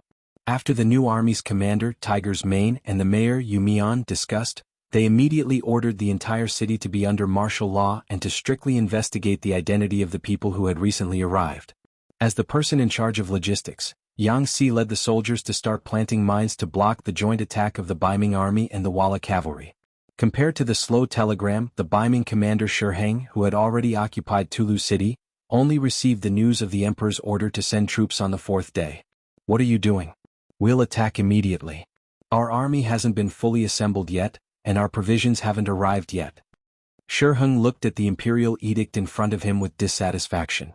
However, when he saw Zhu Qiu repeatedly say, "urgent," at the end of the imperial edict, he knew that there were some things that he could not decide. "Forget it. Send out the troops. Order the general at the vanguard to take 20,000 soldiers and leave first. We'll talk about it after we've created some momentum." Shiheng only did this because he wanted to complete the decree. He wanted to create some momentum to complete his task. However, what he didn't expect was that not long after the vanguard army left Talu City, they were ambushed by a new army before they even reached the beginning city. In just over half a day, the vanguard army was defeated. More than 10,000 people were killed and captured. In the end, only about 50,000 people managed to escape. After being hit in the head, Shiheng finally calmed down. He knew that in the face of such a powerful opponent like the 5-star army, all kinds of accidents could happen if he was a little careless. Therefore, he suppressed the urge on the imperial edict and nervously contacted Yeshen, asking him to send troops to cooperate. At the same time, he called back 70,000 Liaodong cavalry and made preparations to attack the beginning city. In the beginning city, the commander of the new army, Tiger's Mane, was cheering for the victory of the first battle. However, after learning about Shiheng's preparations from the intelligence personnel, he didn't dare to be careless. While doing the strict defense of the city, he sent a telegram to Yang Qindong and reported in detail what had happened here. Yang Qindong, who was rushing to the Twin City Guard, didn't look happy at all after seeing the telegram. Instead, his eyebrows were knitted together again. "Young master, shouldn't Tiger's Mane be happy after winning the battle?" Beta Persei, who was following beside him, noticed the change in Yang Qindong and asked with some confusion. "Yes, you should be happy after winning the battle. It's just that this first battle has been won. I'm afraid that the next battle won't be so easy. With this lesson, do you think the Ming army will still underestimate the enemy?" Yang Qindong nodded first, then looked at Beta Persei in a rhetorical manner. Beta Persei didn't know how to answer this question. He could only touch his head and chuckle. "It's okay with Tiger's Mane there won't be any problems in the beginning city. I also believe in Tiger's Mane. There won't be any problems in the short term, but it's hard to say after a long time. So we have to speed up, we can't continue to wait. In this way, order the entire army to speed up." Yang Qindong nodded. Although Tiger's Mane had never complained, Yang Qindong could imagine that after not receiving any supplies for more than a year, even if there were some stocks before, there wouldn't be much left now. Under the order of Yang Qindong, the army once again sped up. Meanwhile, at this time, 200 li southwest of their destination, Twin Cities Guard, Northern Ming's 200,000 reinforcements had already arrived, moreover gathering together with Jian Province's left guard General Qindou. Since Tong Long was captured with 3,000 cavalry, Qindula retreated into his shell like a tortoise and never came out again. Even if he could see the scattered 5-star army's cavalry scouts nearby, he still turned a blind eye to them. It wasn't until he heard that the 200,000 reinforcements sent by the emperor had arrived that he hurriedly left the city and brought some provisions and military supplies out. Speaking of which, Qindula and Li Tong were old acquaintances. Although they weren't very close, they could still be considered old friends. When they met again there was no need to be polite. Perhaps they also knew that they were now grasshoppers on the same rope, and they couldn't run away from each other. General Qin, the situation isn't good. The 5-star army is coming aggressively, I'm afraid it won't be easy to deal with them. After Li Tong greeted Qindula, he entered the temporary tent to discuss the situation in front of him. General Li is right, the 5-star army's combat power is strong and not easy to deal with. To be honest, not long ago my commander knew that Tong Long wasn't convinced, so he rushed out with 3,000 cavalry and the result. Li Tong, who had been rushing, didn't know what happened to Tong Long, so he asked out of curiosity. Just as the words left his mouth, Li Tong thought of something. Looking at Qindula's serious and gloomy expression, he already knew the result, so he could only shake his head. I have to say, the Bugnam of Gojoseon is really not easy to deal with. That's right, they have the world's strongest cavalry and at the same time they have the world's most powerful firearms. Most importantly, they seem to have endless wealth and until now, it's difficult to restrict them with money. When Qindula said this, he could only helplessly shake his head. Anyone who had one of these was already very powerful, not to mention all three. With such an opponent, even if you had a lot of troops, you wouldn't be able to gain any advantages. After hearing this, Li Tong was silent for a while, then he raised his head and said, General Chen's words don't necessarily have to boost the morale of others and reduce our own morale. Qindula knew that Li Tong had seen the seriousness of the situation. The reason why he said this was because Li Tong was the main general, and he needed to boost his morale. That was why he said this. For this reason he decided to give Li Tong some face and didn't expose him. Instead he asked, General Li, how are you going to deal with the enemy? Are you going to use these 200,000 people to attack and take back everything that you've lost? No. Li Tong quickly shook his head. The opponent is a cavalry team and in terms of speed, we are no match for them. It's better to defend. Besides, the Emperor's intention is very clear. He wants us to guard here and stop Bugnam of Gojoseon from assisting the grasslands beginning city. If we do this well, it will be a great achievement. Li Tong was very clear about his position, which made Qindula feel very gratified. General Li is indeed a talented commander. I deeply agree with this. You have to know that Tong Long didn't gain any advantages when he led 3,000 elite cavalry previously. Haha, great minds think alike. Li Tong laughed heartily at the sky after hearing that. Using a defensive battle to hold back Bugnam of Gojoseon's army and prevent them from assisting the beginning city. This was the plan that Li Tong had set for the 200,000 troops. If the truth was really like what he did, it could indeed give Yang Qindong a headache. Although it would definitely not be able to block it, it could play the role of stalling for time. In this way the beginning city would be in danger. The policy was right, but in the end it still depended on who carried it out. Just like the laws and governments issued by many countries, they were all for the purpose of the people. However, when it was really in the hands of the people, it might be completely different. Just like now, Tong Long, who they were just talking about, had now returned to the Jian province left guard and met his own people here. In the Jian province left guard, in terms of population, although the Han people were more than the Nuzanren, in terms of overall strength, especially influence, the Nuzanren was not just a little bit stronger. This might have something to do with the Nuzanren being more united than the Han people, or perhaps it was because they had lived in this area for generations, allowing them to adapt better to the environment here. In short, the Nuzanren's influence in the Jian province left guard was far greater than that of the Han people. Even the commander, Qindula, had to act according to her mood. Not to mention that Qindula was not in the city now. It was just a small matter of quietly entering the city, so Tong Long naturally did it. Not only did he enter the city, but he also met his father, Tong Xing, a burly man who was taller than an ordinary person. When Tong Xing was young, he was definitely a person who could tremble with a stomp of his feet in this area. In addition, he had the support of a group of old brothers, so he had done a lot of things. For example, the nearby caravans must pay the toll to them. Otherwise, their safety could not be guaranteed. It was also because Tong Xing did not understand the Han culture. Otherwise, with his economic strength and influence, he would have long become a general among the Ming generals. In the end, the things that the old man couldn't do were handed over to his son. Fortunately, Tong Long lived up to expectations. With the support of his family, he finally walked to the position of commander and became a secondary grade 3 military officer.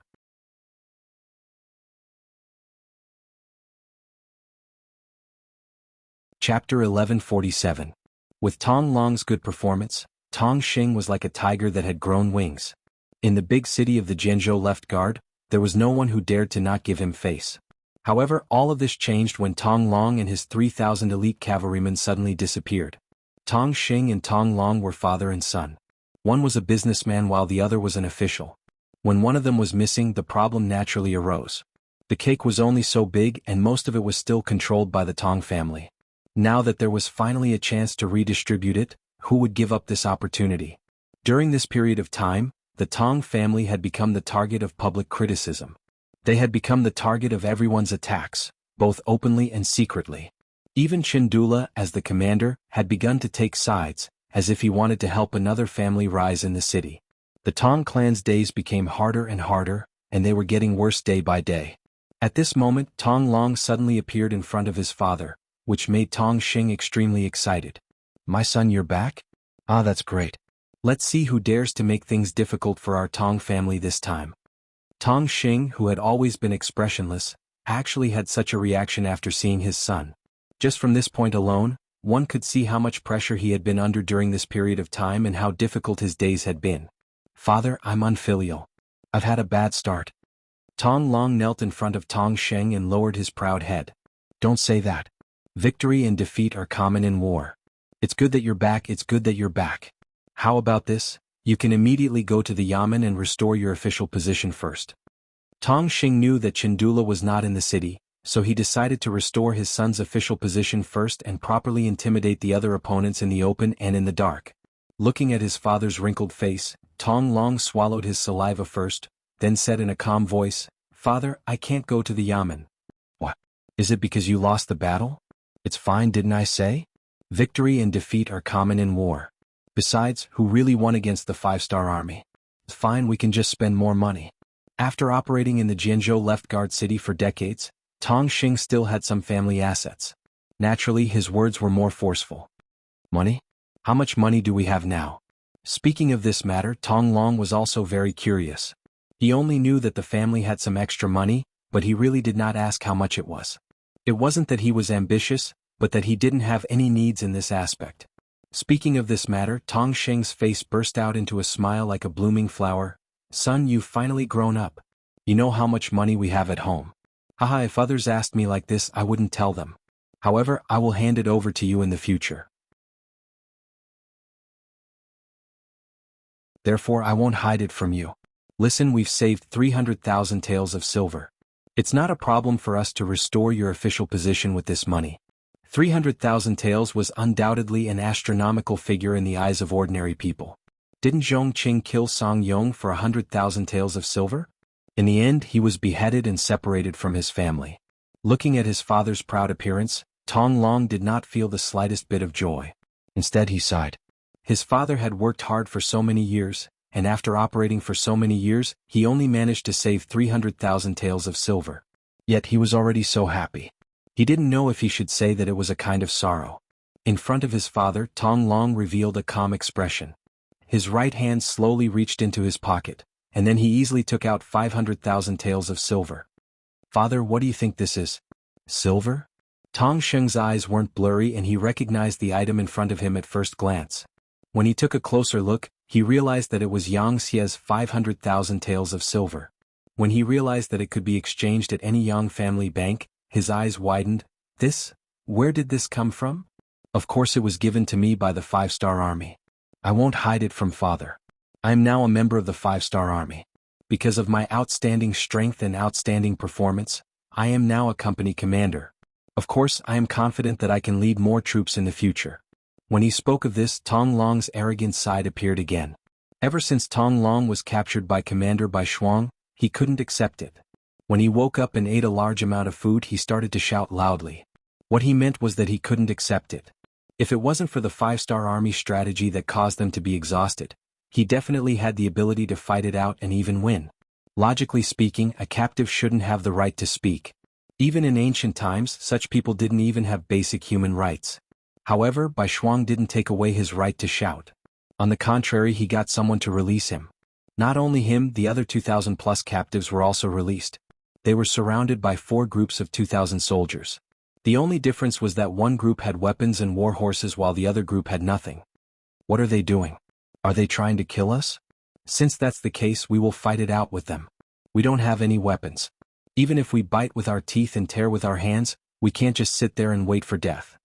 Seeing their 2,000 plus men being surrounded by the 5-star army's 2,000 cavalry, many of their faces changed greatly. Some of them were already prepared to fight to the death. It had to be said that although Tong Long lost this time, the soldiers he brought still had some backbone. If it was a normal army, they would have already knelt down and begged for mercy under such circumstances. Naturally, there were also people who were calm in the crowd, such as Tong Long. He didn't believe that the other party would kill them. If that was the case, there would be no need for such a formation. Wouldn't it be better to just kill them one by one? Releasing all of them was a kind of danger in itself. Of course, it was also a kind of attitude. He didn't believe that the 5-star army didn't even have a bit of common sense. Therefore, at this moment he wasn't nervous at all. Instead, he squinted his eyes and looked at Bai Shuang, who was wearing a black cloak. He wanted to see what the other party was up to. Just as Tong Long expected, Bai Shuang didn't give the order to kill the captives. There were so many young men with good riding skills. Most of them were Han. If he killed them just like that, even his teacher wouldn't let him off. The reason why he had brought all these people out was because he wanted to use his powerful force to subdue them. Therefore, he opened his mouth and said, "You don't have to be afraid. We don't want to kill you. We just want to prove that we are stronger than you." Oh right, didn't someone say that they weren't convinced? Alright, we will give them a chance to show off now. No matter if it's one-on-one or many-on-many, we will accept it. But if you lose this time, please put down your pride. Alright, since it's a bet, there should be some stakes. How about this? If you can win, we will let you go unconditionally. On the other hand, if you lose, you must stay and join the 5-star army. How about it? Are you serious? The moment Bai Shuang finished speaking, Tong Long was the first to ask. Of course. There are so many brothers here. How can this be a game? Plus, we always keep our words in the army. You don't have to doubt us, Bai Shuang said in an incomparably confident tone. This time the army camp was in an uproar. This was especially true for some of the men who were confident in their strength. They had always been fearless. Now that they had a chance to prove themselves, how could they let it go? Immediately, many people began to take the initiative to sign up. They wanted to prove themselves with their own strength and also to save themselves. Bai Shuang didn't reject these people. He ordered people to bring over the war horses that were captured before. Then he gave everyone who wanted to fight a wooden scimitar. This was originally the weapon that the 1st Cavalry Division used to train. With such a weapon, they didn't have to worry about killing people. At most, they would only suffer some minor injuries. The first to fight were the 100 captives. Their opponents were the 100 cavalry warriors of the 4th Regiment. In front of everyone, the two sides pulled apart a distance of 2 li. Then, under the shout of Bai Shuang, the temporary referee, both sides began to exert their strength and charged at each other. It had to be said that the cavalry that caught Tong Long's eye and brought out were quite strong. They charged from afar, waving their wooden scimitars and doing all kinds of difficult tricks on the horses. Loud battle cries came from their mouths. Their imposing manner was extraordinary. In comparison, the 100 soldiers of the 4th Regiment seemed to be weaker. They didn't shout or shout. Instead, they kept moving forward in silence. As they moved forward, they kept changing their formation. The 100 people quickly formed a formation of 5 tip of the arrow. Then they collided with the 100 captives in a way that could pierce through their hearts. 1 chopstick was easily broken. 10 chopsticks couldn't be broken. When the two sides began to collide, the tip of the arrow array displayed its unique and powerful strength. Under the coordination of each other, the soldiers of the 4th Regiment only needed to take care of the enemies in front of them. As for their left, right, and back, there were naturally other comrades in charge of protecting them. This allowed them to maximize their attacking power. On the contrary, the captives were fighting for themselves. Those who had a good relationship with each other only cooperated in 2s and 3s. In the face of the tip of the arrow, which was a group of 20, it was no different from a mantis trying to stop a chariot. In just one exchange, a quarter of the 100 captives fell. Then it was time to charge again and again, entangling the enemy. Soon, the captives realized that every time they attacked with their scimitars, they could only attack one opponent. However, there would often be multiple scimitars slashing at them. Moreover, it was continuous. One move after another, it was impossible to guard against.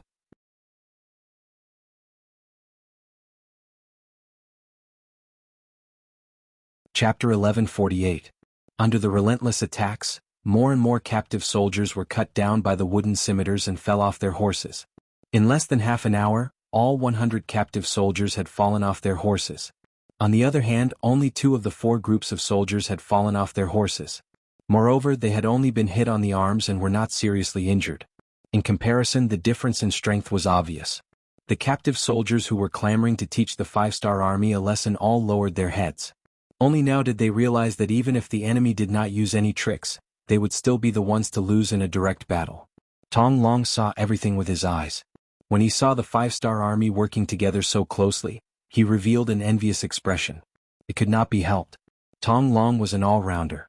It was not that he had never thought of using cavalry to fight together, but the soldiers under him were all arrogant and unruly. In addition, they had not met any worthy opponents. It was too difficult to gather them together for training. No matter what, the 5-star army had taught them a lesson. Seeing this, many of the captive soldiers were already convinced.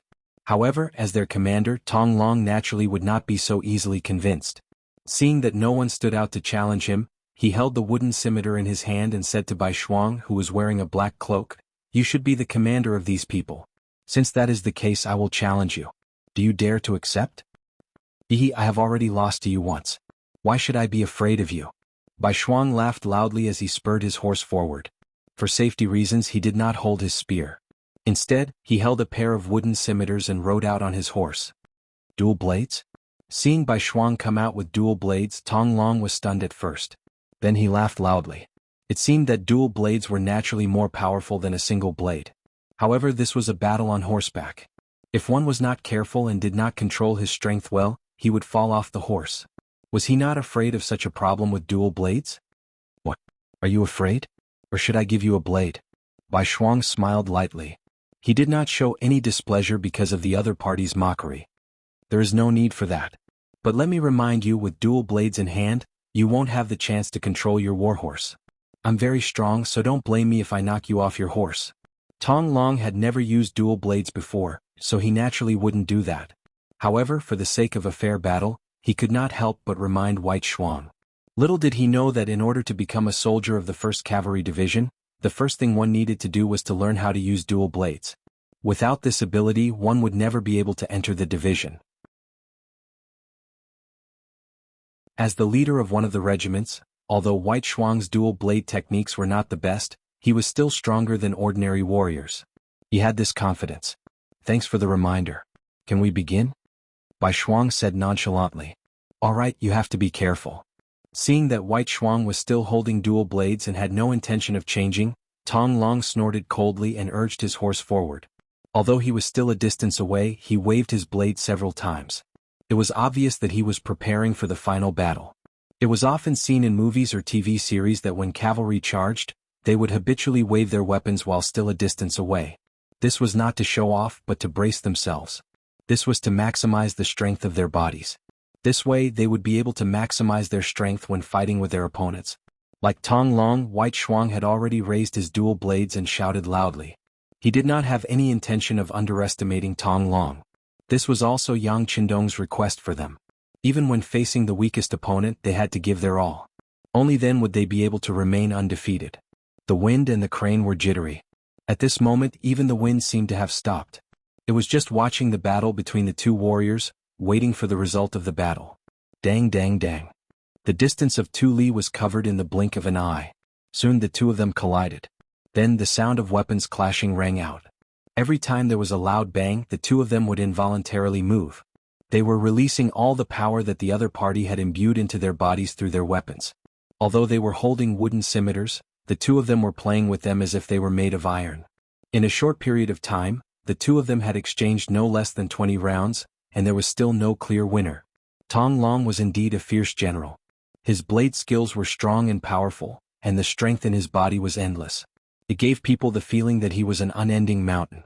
On the other hand, Bai Shuang was able to become Yang Qindong's student and was appointed as the commander of the strongest cavalry, the 1st Cavalry Division's 4th Regiment. His strength was not ordinary either. After exchanging 20 moves, his expression did not change and his heart was not panting. It was obvious that he had not used his full strength. Tian, who was the commander of the 1st Cavalry Division. Under his strict requirements, as long as the conditions allowed, every cavalry soldier would swing their blades at least 1,000 times a day. Even in between battles, this rule had never changed. With this kind of hard training, swinging their blades seemed to have become an instinct. Every time they swung their blades, they would need to use their full strength. However, it was only 20 moves, which was equivalent to an adult man running about 5 meters. It was really nothing. 30 rounds, 40 rounds, 50 rounds, in the blink of an eye, the two of them had exchanged nearly 60 rounds. Under the situation where they used all their strength, the scales of victory began to tilt. Tong Long, who was originally full of fighting spirit, began to feel weak. Although Tong Long also trained regularly, especially on horseback, the training time was not short. However, compared to Bai Shuang's training time, it was still a little short. The main difference was that they lacked a training atmosphere.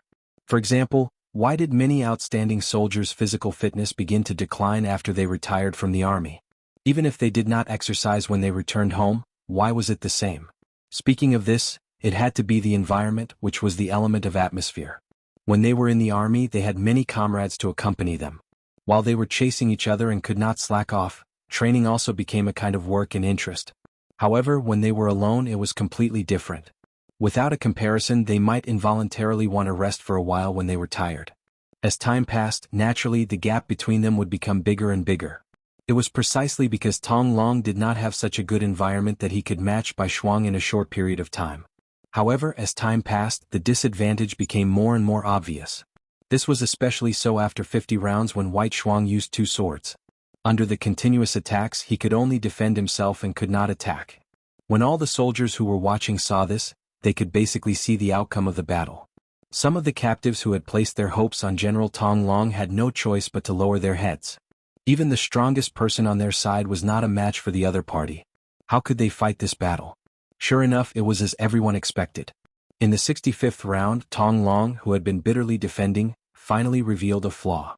Because his blade was not fast enough, the hole in his chest was wide open. Using this opportunity, Bai Shuang chopped down and hit him in the chest. If Bai Shuang had not held back, just this attack alone would not have taken his life, but at least a few of his ribs would have been broken. With a plop, Tong Long finally fell off his horse. When he fell to the ground, he was still panting heavily. It could be felt that the battle just now had exhausted him. Swoosh! A wooden blade accurately pressed 30 centimeters in front of Tong Long's throat. Then Bai Shuang's voice sounded, "You lost." "Yes, I lost. I am willing to repay my loss. I want to join your 5-star army. I don't know if that is possible." Tong Long did not have the dispirited appearance of a loser. On the contrary, although he was still panting heavily and his chest was heaving up and down, his eyes were shining brightly. Clearly, he felt that he had found the direction of his life. Seeing that Tong Long was not discouraged after being defeated, Bai Shuang chuckled and sheathed his saber. "Of course, the 5-star army welcomes anyone with insight and ability to join. I think we will be comrades in the future." Bai Shuang had accepted Tong Long, and this made the other captives see hope as well. Immediately, there were many who wanted to join the 5-star army, and the seemingly dangerous competition ended with a unanimous decision. Because of this, the 5-star army had an additional 2,000 cavalrymen. Among them, there were at least 1,000 of them who were elites. What they lacked was the corresponding training. Once they understood how to cooperate in battle, there was no doubt that they would be a strong army. Just like that, Tong Long joined the 5-star army. He was even appointed as a company commander by Bai Shuang. He led 100 elite cavalrymen under him. This time he was the one who requested to return to the Jian province left guard. He wanted to perform meritorious deeds. A company commander was not enough to satisfy him. He wanted to take over the Jian province left guard and give it to Bugnam of Gojoseon as a gift. After seriously listening to his son's story, Tong Xing really did not know what to say at this moment. Although he had seen the problems of corruption in the Great Ming Dynasty and the bitter lives of the people, the Great Ming Dynasty was still the Great Ming Dynasty. They had a population of 60 million and an army of millions. Such a huge force would undoubtedly be the best target to rely on. But now, his son had chosen Bugnam of Gojoseon, who was the enemy of the Great Ming Dynasty. It was simply unrealistic and impossible for him to immediately express his support. Tong Xing stood there for a long time without saying anything. Tong Long guessed his father's thoughts and knew that there were some things that needed to be said. This was because without his father's support, his plan could not be completed.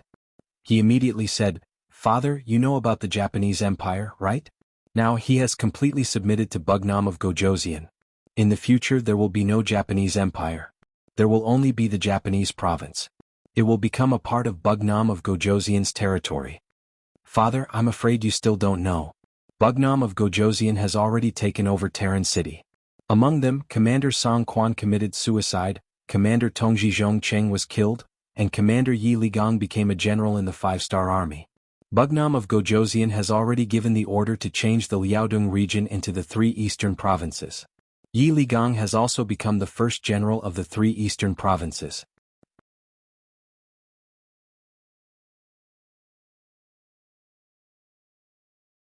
Chapter 1149.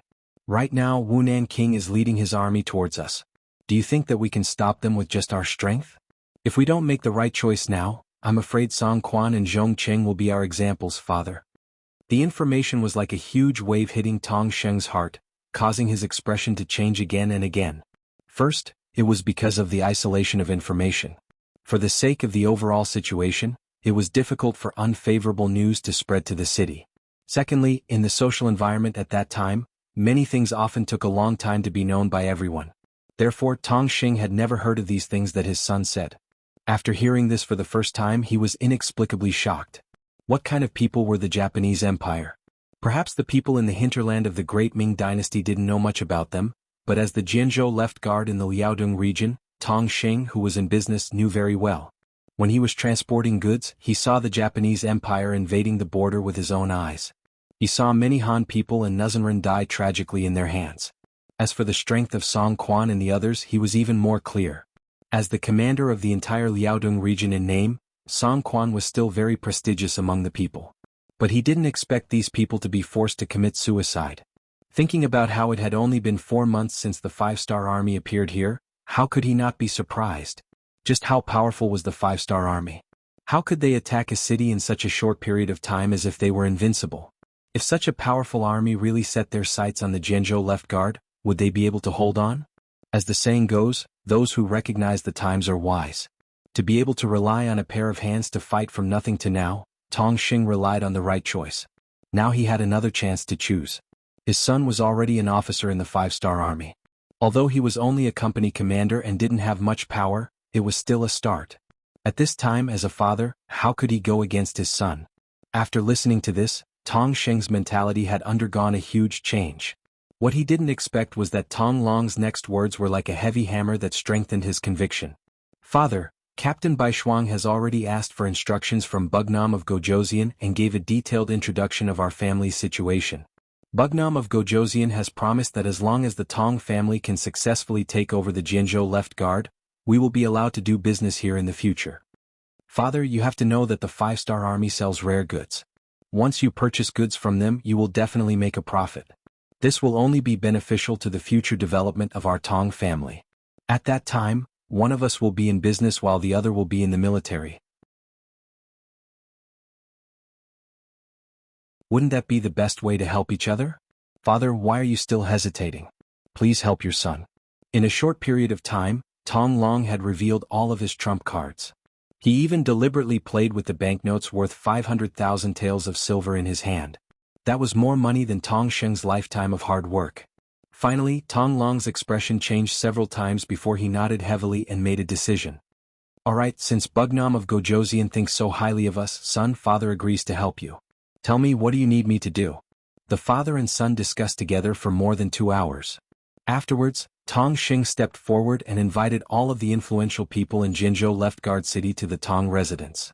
Not long after all of the influential people in the military, politics and business arrived at the Tong residence, they were all surrounded by hundreds of elite soldiers. On one side was a mountain of silver, on the other side was the consequence of shaking their heads and refusing. No one was stupid enough to not know what to choose. The Jianghu left guard changed sides in this lifeless situation. After controlling the situation, Tong Long personally went out of the city to welcome Captain Baishuang and his 4,000 men. After the army entered the city, the Baiming army in the city quickly gave up resistance and became a member of the 5-star army. When the news spread and reached the military camp more than 200 miles away, Chindula, who was still discussing the plan with General Li Tong, was stunned on the spot. He did not expect such a big thing to happen just because he was not in the city. Naturally, Chindula was also glad. If he was not in the city, he would also be faced with a choice and might even lose his head. This is outrageous. Chendula angrily slammed his right fist on the desk in front of him. Even though his fist was bleeding, he did not care at all. General Li Tong's face was also full of shock and disbelief. He quickly reacted and asked in surprise, "General Chen, our army's rations seem to be in the city, right? Could it be?" Ah! A howl came from the tent. If one listened carefully, it was Chendula's howl. Due to the urgency of the situation, Li Tong's army of 200,000 only brought a small amount of rations. Other than Bai Ming capital, who was working hard to prepare, the main logistics work was left to Chendula. For this reason, he ordered all the rations and extra weapons to be gathered in the Jianghu left guard. Not only that, he also collected taxes from the merchants and civilians in advance. After all, in front of the 5-star army cavalry that liked to fight, there was no place safer than the Jianghu left guard. It was just that no one had expected such a thing to happen so suddenly. Now all the rations were used by the 5-star army. It was a huge loss. Chendula reacted quickly after the howl. He reached out and grabbed Li Tong and said, "General Li, the rations and supplies are in the city. We have to get them back. We should take action now that the 5-star army hasn't stabilized. Otherwise we won't have a chance." Li Tong naturally knew the importance of the rations. If they couldn't get them back, his army of 200,000 would only have 5 days of rations. At that time, the morale of the army would be shaken even before Bugnam of Gojoseon did anything. "Okay, I'll immediately send troops to the Jianghu left guard. No matter what, we have to get this city back." After an emergency meeting, Li Tong gave Chendula 30,000 soldiers and hurried to the Jianghu left guard. Li Tong followed behind with the remaining 100,000 soldiers. No matter what, they had to get the Jianghu left guard back. They also had to get the rations and supplies back in their hands. In the Jianghu left guard city, Commander Bai Shuang sat at the head of the table. Looking at the situation in the city sent by his subordinates, he rubbed his forehead with a headache. Even Bai Shuang didn't expect that he would get so much rations and supplies just because he wanted to occupy the Jianghu left guard city and find a safe place for his teacher who was about to arrive. This sudden turn of events made Bai Shuang's face flash with joy, but at the same time she became worried. He knew that the Bai Ming army wouldn't leave so many things in their hands. It was very likely that they had already received the news and sent troops here. "Come, quickly inform the division commanders and report the situation here. Commander Tong, please immediately summon all the surrendered Bai Ming army soldiers to the city. I want to talk to them. Elder Tong, I'll have to trouble you to do some logistics work. There is a lot of rations in the city. You can take as much as you want, but you must ensure that the soldiers have 3 meals a day. Is that okay?" Orders were given one after another. At this moment, Bai Shuang took on the role of a division commander. He changed from a horse attack to a battle of defending the city. Everything happened so suddenly, but he really had no choice. If he didn't have a choice, then so be it. At this moment, Bai Shuang's eyes were shining. Wasn't it what he had always wanted, to be able to command so many people to fight a battle of defending the city? He wanted to prove to everyone that as Yang Qindong's student, he could not only kill the enemy immediately, but he could also be an excellent infantry soldier who defended the city even if he dismounted from his horse. The so-called "so many people" naturally didn't refer to how many people Bai Shuang had brought this time. It meant that there were many infantry soldiers in the Jianghu left guard city. The Jianghu left guard city belonged to the Guard Command Division and had 5,600 soldiers. This time, only 600 soldiers followed the commander Chindo out of the city. Excluding the 2,000 soldiers Tong Long had brought with him, there were still 3,000 infantry soldiers in the city. With 3,000 infantrymen, 2,000 men from Bai Shuang's 4 regiments, and 2,500 captives, they had a total of 8,000 soldiers.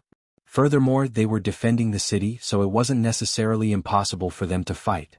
Furthermore, he didn't need to eliminate the enemy. As long as he waited for Division Commander Tianhu to bring the main force of the division to reinforce them, all the problems would be easily solved. He had learned many things from Yang Qindong, and one of them was confidence. Using his teacher's words, confidence might not guarantee victory, but without confidence one would definitely lose. After arranging everything, Bai Shuang felt that it was about time. He led the 5-star army out of the residence and arrived at the city gates. There were already thousands of Bai Ming soldiers gathered here. They stood densely together, and their faces were filled with confusion. They had already surrendered to the 5-star army. They didn't understand why they were gathered here so quickly. Considering that everyone's weapons had been confiscated, some people were worried. They were afraid that the 5-star army would suddenly turn hostile. If that was the case, then wouldn't they be at the mercy of others? As such, many people turned their gaze to General Tong Long, who was commanding the troops. From their point of view, he should be one of them, so he wouldn't be too ruthless.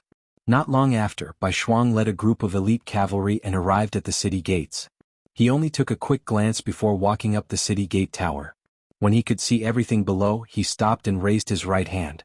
Following this action, the 3,000 Ming army below the city gate tower became very quiet. Seeing that everyone was so obedient, a smile flashed across Bai Shuang's face. He then looked into the distance and saw that Tong Xing had already gathered many civilians to watch. On the other side, large pots had been set up, and pieces of delicious fatty meat were thrown into the pots.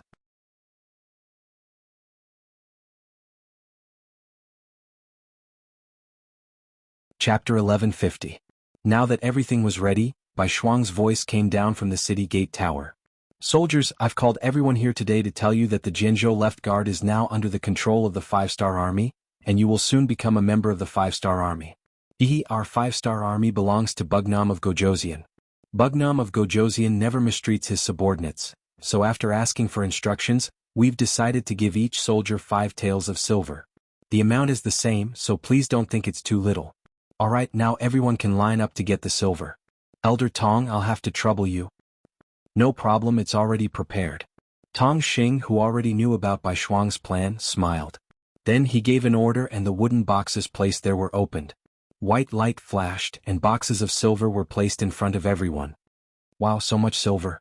Yes, I've never seen so much silver in my life. Shouts of surprise continued. When a large amount of silver was placed in front of them, the impact was still very strong. Alright everyone, don't just sigh.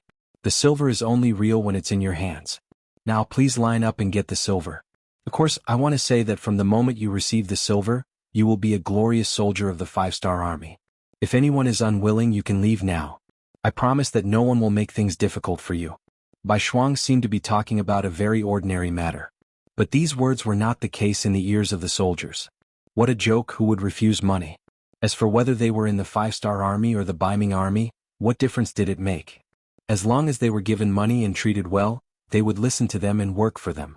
Most of the soldiers of the great Ming dynasty were formed from military families. In other words, their fathers were military families and most of their sons would become soldiers when they grew up. This was originally set by the great Ming dynasty's Emperor Taizu because he was afraid that there would be no soldiers to recruit. Therefore, after a long period of habit, these people had already accepted the fact that they had to be paid as soldiers. As for whether or not they would go to war after becoming soldiers, and who they would fight against, that was not something they could consider or choose. Usually, the soldiers of the Ming army were only paid 2 taels of silver a month. Even so, there were times when they couldn't even get paid. Now that each person could receive 5 taels of silver in cash, no one would refuse such a good deal. Bai Shuang looked around and saw that none of the 3,000 people left on their own accord. They all obediently lined up to receive their silver. 3,000 people, 5 taels per person. That would be 15,000 taels of silver. This amount of money was really nothing to Bai Shuang. In his opinion, it was worth it to pay such a small price to defend the city. Even if his teacher knew about this matter, he would only praise him for being capable. There were a total of 10 teams and everything was over in less than an hour. When Bai Shuang saw that all the soldiers had smiles on their faces with the silver in their hands, he continued, "Congratulations, everyone. You are now a member of the 5-star army. I just want to say that there will be many more good things like this in the future. As long as you work hard on the battlefield, you will receive more than this. Everyone, are you happy?" Happy. The soldiers who had just received their silver naturally stood in front of Bai Shuang and replied loudly, "Very good." Bai Shuang saw that everyone had fallen into his trap, so he laughed and said, "Soldiers of the 5-star army, to tell you the truth, the Ming army will soon arrive at the city. They will most likely prepare to attack the city. In other words, your opportunity to perform has arrived." What? Are we really going to fight? Yes, or are we going to fight the Ming army? We are the Ming army, aren't we? Ming army, my ass. We are now captives of the 5-star army. Captives, do you understand? We have no choice but to fight for power. What? Now that we have received our silver, we are no longer captives. We are now members of the 5-star army. Because of this sentence, the soldiers below began to discuss. In the end, Bai Shuang raised his right hand and calmed the crowd down. Soldiers, I know that you may have some thoughts. But what I want to say is that you have already surrendered to the 5-star army. It doesn't matter if you did it willingly or not, but it is the truth. At least, the Ming army outside the city will think this way. Once the city is breached, it will be the time of your death. I don't think anyone will be merciful to soldiers who have surrendered to the enemy. Therefore, the next battle will be fought for your own sake. Seeing how certain Bai Shuang was, some soldiers who didn't want to die opened their mouths and said, We were only forced. Is that so? Bai Shuang had already expected this result. He smiled and said, But when you took the silver, you were very proactive. Everyone in the city saw it. Indeed, Bai Shuang didn't force anyone. When they took the silver, they all did it willingly. They were all very excited and happy. After he finished speaking, some of the Ming soldiers who wanted to argue shut their mouths. Using this opportunity, Bai Shuang's expression suddenly changed as he said, You think you were forced, but will the Ming army think this way? Will the generals think this way? They will only think of you as the real 5-star army. Then they will kill you and chop off your heads to give them rewards. As soon as he said this, the soldiers below were all shocked. Ming rewarded soldiers based on military merits, and military merits were closely related to the enemy's head. When that time came, no one would be able to tell whether they were the 5-star army or the Ming army. Seeing that everyone was silent, Bai Shuang smiled in his heart. He knew that his plan had succeeded. He had given them the stick and now it was time to give them the carrot. He immediately said in a loud voice, Soldiers, whether you are willing or not, the truth can't be changed. Since we are all going to war, why not help the 5-star army? You should know that what we are giving you is much more than what the Ming army gave you. Everyone can turn around and look. On your left there is a burning cauldron. There is a lot of delicious food inside and everyone can eat until they are full. On your right, there are countless boxes that haven't been opened yet. There is an uncountable amount of silver inside. As long as you achieve military merits on the battlefield, you can immediately come and collect it. These are things that the Ming army can't give you. What is there to hesitate about? A person's life was nothing more than wearing clothes and eating food. Those who joined the military only wanted to live a better life and rely on their own efforts to obtain more glory. Now that Bai Shuang had given them all, there was nothing to worry about. Many soldiers were shocked by what they saw. Even if they worked hard for the Ming army, they wouldn't be able to eat their fill. Sometimes they wouldn't even get paid on time. But now not only could they eat their fill but they also had enough meat. If they obtained military merits, they would be directly rewarded with silver. Under these conditions, it was very easy for them to make a choice. While most of the people were already tempted, there were still a small number of people who were hesitating. One of them shouted loudly in the crowd, General, how can you guarantee that we will be given money if we make military contributions? Bai Shuang didn't answer this question. With his status, it was useless to say anything. Thus he looked at Tong Long, who was already a company commander. I can answer this question. I can guarantee it on behalf of the Tong family. Tong Long spoke up in a timely manner. With his influence, no one doubted his words. Thus no one objected. Instead, everyone started arguing about who would be the first to defend the city. To be honest, everyone was afraid of death. But from the day they became soldiers, they no longer had a choice. All they wanted was to obtain the treatment they deserved after obtaining military merits. Now the opportunity was right in front of them. Bai Shuang also said that no matter who died in battle, the 5-star army would give their family 20 taels of silver. Based on this, why wouldn't they fight with their lives on the line? If they died, they could leave something for their family. If they didn't die, they would have a boundless future. This was something they didn't even dare to think about in the past. The reason why Bai Shuang gave these soldiers 20 taels of silver was because many of them were Han people. If they were from other races, 10 taels of silver would be the most they could get. From this, it could be seen that in times of war, the most worthless thing was probably human life. The Jian province left guard was fully prepared. Under Bai Shuang's leadership, everything was carried out in an orderly manner. Kerosene, rolling wood, bows and arrows were all carried up the city gate tower. This was also thanks to Chindula's command department. Originally, these things were prepared to be used to deal with the 5-star army. Now Bai Shuang and the others had benefited from it. Outside the city, Chindula was quickly approaching with an army of 30,000. Obviously, this command department wanted to use the time difference to catch the Jian province left guard off guard and take back everything they had lost. However, when he arrived at the city gate tower and saw that the colorful 5-star flag had already been placed on the city gate tower, and his former soldiers were all ready for battle, he had a very bad feeling in his heart. The other party was already prepared. It was obviously impossible to launch a surprise attack. Qindo had no choice but to take a step back and settle for the next best thing. He was prepared to persuade these soldiers who were originally loyal to him. If they were willing to pledge allegiance to him again, it would be very easy to take down the Jianghu left guard by cooperating from the inside and outside. Riding a warhorse under the protection of a dozen bodyguards, Qindula arrived at the city gate tower. He raised his head and looked at his former soldiers standing majestically on the battlements. He shouted loudly, "Soldiers, I am Qindula. I am your commander. Now, I order you to open the city gate."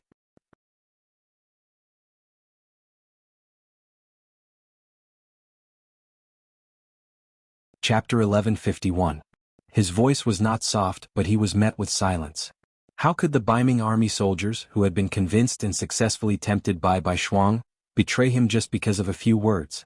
"What's wrong? Don't you understand what I'm saying? I've treated you well all these years. Hurry up and open the city gate. Otherwise, once I lead the army into the city, none of you will be spared. Even your families will be implicated. Is that what you want to see?" Qindula saw that his order was ignored, so he angrily threatened them. Needless to say, this shout did have some effect. For the ordinary Biming soldiers, Qindula had always been a superior existence. They had to carefully ponder the words of such a person. Although Bai Shuangshu had given them a lot of benefits, if the Jianghu left guard was defeated, these benefits would be gone. This was something they didn't dare to think about. In a corner of the city gate tower, Bai Shuang was watching Qindula's act. When he saw that the other party was even threatening him, he could not help but coldly snort. Then he said to a soldier beside him, "Pass down the order. It's time to teach this commander a lesson." The order flag on the city gate tower was waved. Immediately, the west gate of the Jian province left guard was opened. When the thick and heavy city gate creaked, Qindula, who still wanted to continue his threats, immediately smiled. "Haha, can't we talk nicely? Why do I have to scare you? Sai, these soldiers are really despicable." After these words came out of his mouth, Qindula suddenly widened his eyes. Then, without any scruples, he turned around and fled. He had already seen that the people who came out of the city gate were not ordinary Biming soldiers, but thousands of cavalrymen led by Tong Long. The Jian province left guard was easily taken down by the 5-star army because of Tong Long. Qindula already knew about this. Now that he saw this person riding out, how could he not know what was going to happen? Considering that this person had always been very brave, and even Qindula was no match for him in a one-on-one fight, if not now, when would he be able to escape? Just as Qindula turned to flee, so anxious that he didn't even notify his personal guards, Tong Long had already led his 25,000 cavalry out of the west gate. At this moment, Tong Long had already been appointed as a battalion commander by Shuang, and the cavalry that originally belonged to him had been returned to him. This kind of trust and use made Tong Long shed tears of gratitude.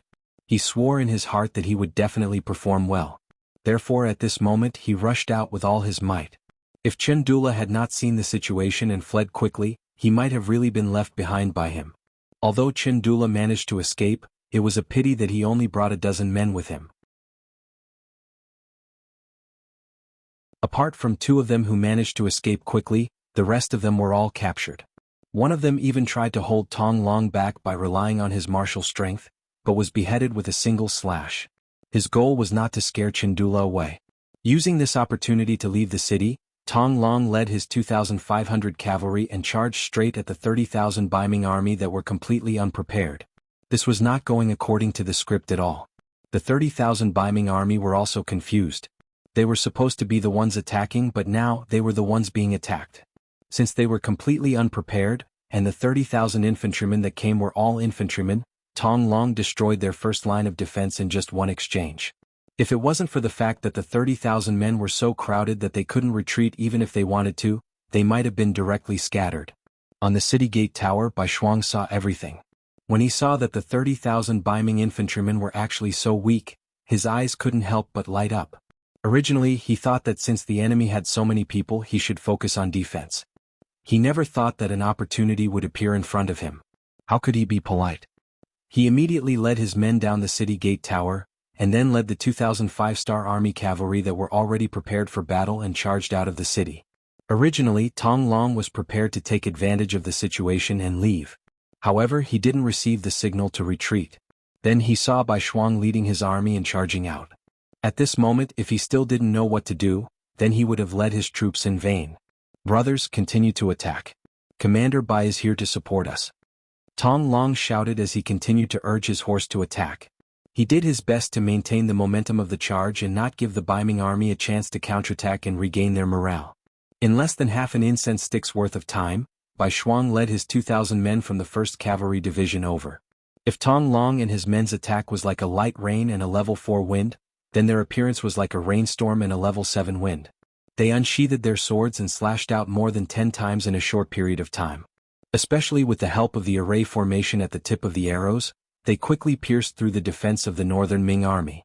When the second layer of the human wall was also broken down, and before the third layer of the human wall was completely built, they began to kill.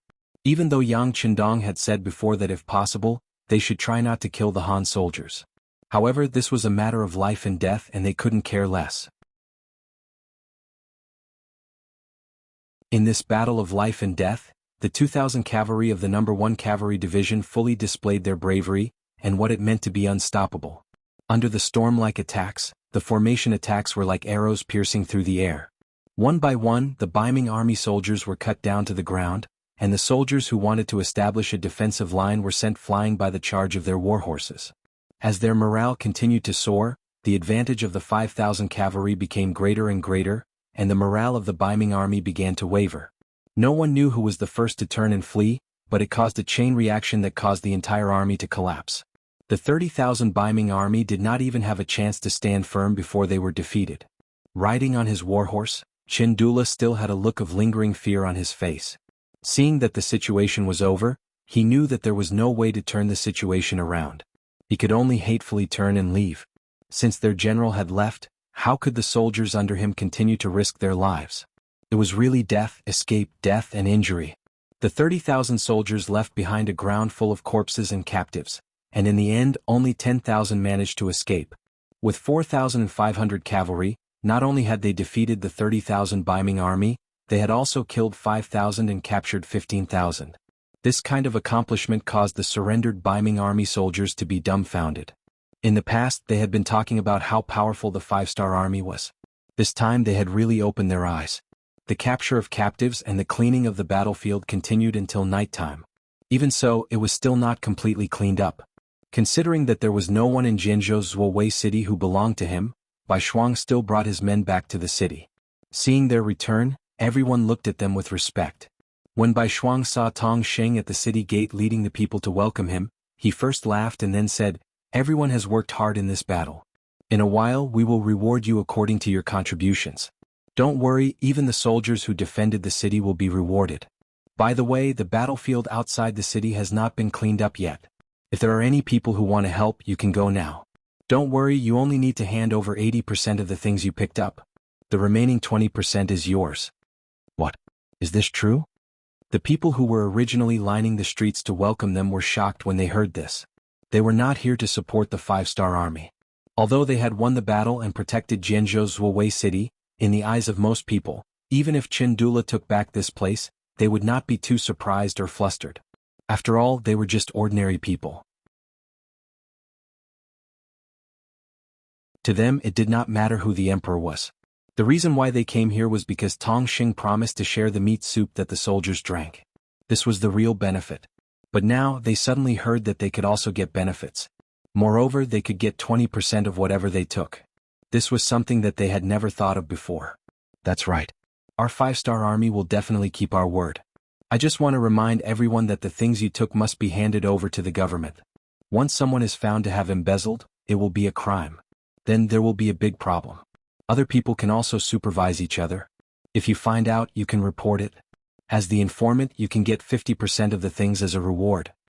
Bai Shuang used the set of rules that he saw when he was with Yang Qindong. Back then, when he asked the people to clean up the battlefield, he used this method.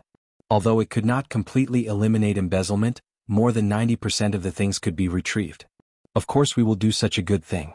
Don't worry, with us here we will definitely not let anyone take things home.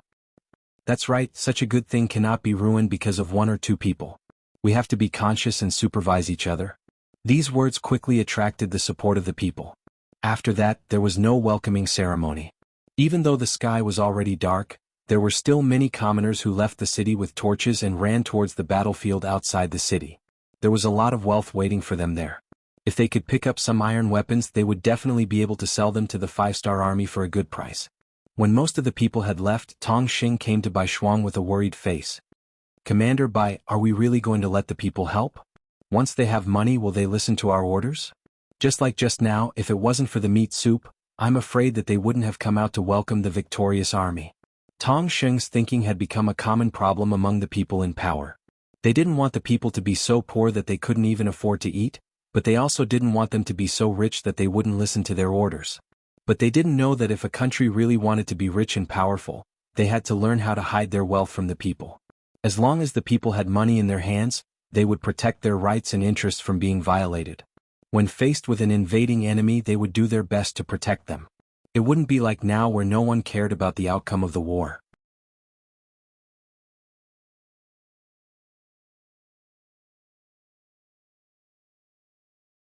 Chapter 1152. These words were said by Yang Qindong, so Bai Shuang naturally believed them without a doubt. Now that he saw Tong Xing so anxious, he comforted him and said, "Don't worry, everything is under control. By the way, Elder Tong, thank you for helping to defend the city this time. I will definitely report your contribution. I'm sure Bugnam of Gojoseon won't mistreat you." Speaking of his own matters, Tong Xing was a little reserved. He smiled and said, "Well said, well said." Not to mention what happened in Jianzhou's left guard city, Qindula had only run a few dozen miles when he met General Li Tong, who came to his rescue. He brought a total of 170,000 Ming army with him. Originally, he thought that if everything went smoothly, he could directly take over the Jianzhou left guard. However, when he saw Qindula's sorry state and the number of troops that were obviously less than when he sent out his troops, he frowned. "General Qin, it seems that everything is not going well. Sai, the other party didn't play by the rules. My troops were defeated." Qindula seemed to have aged a lot in an instant. After all, many of the cavalry that chased after him were originally soldiers of the Jianzhou left guard, which meant that they were his troops. He had been the commander of the Jianzhou left guard for many years and thought that he was in control of everything. However, now that he was defeated by his own troops, one could imagine how depressed and disappointed he was. "What exactly happened?" Li Tong said with an unfriendly expression. This was an army of 30,000, and now only 1/3 of them had returned. The difference was too great. Although it was a little embarrassing, it had already happened and there was no way to hide it. Therefore, Qindula explained everything in detail. In the end, he said, "The cavalry of the 5-star army is indeed powerful. Although we have the advantage in numbers, without preparation we can't use our advantage in numbers at all. This time, I was careless and thought that the other party wouldn't dare to make a move. Generally, I beg for your forgiveness." Li Tong's expression was very ugly. He wanted to say that he was indeed guilty. He had lost 20,000 troops in an instant and even deserved death. However, Li Tong didn't dare to punish him for his crimes. Putting aside the fact that Qindula was a third-rank military official in the imperial court, just like him, he didn't have the authority to set up a court. Furthermore, this was the Liaodong region, and Qindula had been operating here for many years. It was impossible to say that he didn't have any connections. If he dared to kill such a person, he would definitely receive the full force of the other guards. If that was the case, it would be strange if he felt good about it. Even if he could not incriminate Qindula, Li Tong would not let Qindula have a good time. After thinking for a while, he said, "General Qin, no matter what, we have lost 20,000 soldiers and horses this time. Moreover, all of our provisions have been taken away. The provisions of our army will not last for more than a few days. Do you think?" This was an opportunity for Qindou to perform meritorious deeds, and also to negotiate conditions. If you don't want to be punished, you have to do something. How could Qindula not understand? He immediately patted his chest and promised, "General Li, don't worry. I'm very familiar with this area. Whoever has money and provisions is in my heart. How about this? I will go find them now and collect taxes again." "Then I will have to trouble you, General Qin." Li Tong was waiting for this sentence. Only at this moment did his expression become better. The two of them immediately divided the work. They decided that tomorrow morning, Li Tong would lead his troops out of the Jian province left guard and try to take over the place. Chen Dula would go to the nearby area to collect provisions. No matter what, they couldn't let the army starve. Not to mention the process of collecting provisions and the resentment of the people by Chen Dula's 10,000 soldiers. Li Tong and his army of 170,000 arrived at Jian Province Left Guard City the next morning. From afar, banners were fluttering in the wind, and soldiers were standing guard. It looked like they were ready for battle. Looks like the other side has a lot of soldiers. How about this? Arrange someone to call the city. Alright, before you go, you must prepare the defense, especially the horse-repelling stakes. You must arrange more of them. With the previous example of Chen Dula's army being defeated, Li Tong didn't dare to be careless. That's right, Jian Province Left Guard seemed to have a lot of soldiers standing guard. What Li Tong didn't know was that most of them were his comrades in the Ming army yesterday. It turned out that Bai Shuang was still worried about the lack of soldiers. In yesterday's battle, he directly took 15,000 captives. He used the method of giving them money to win them over. This time he didn't give them much money, only 2 taels per captive. In his words, they would be heavily rewarded after they achieved military merits. The Ming captives firmly believed this point. Because just last night, they saw with their own eyes that the 3,000 captive soldiers of the Jianghu Left Guard left behind in the city, although they didn't leave the city to fight, because of their contribution to the defense of the city, each of them was rewarded with 1 tael of silver. They didn't do anything but they received money. Such a good thing really happened in front of them. Just based on this, everyone believed in Bai Shuang's words. With the addition of these 15,000 captives, Bai Shuang was full of confidence. He was no longer thinking about how to defend the city, but how to cooperate with the 1st Cavalry Division's main force to destroy the Ming army. The persuasion to surrender began. A Ming emissary who was eloquent came to the city and shouted loudly. It was nothing more than that if they surrendered now they could live. Otherwise, once the city was captured, everyone who helped the 5-star army would be punished and so on. These words could be said to be useless. On the contrary, under this threat, it only made the captives rely on the 5-star army even more.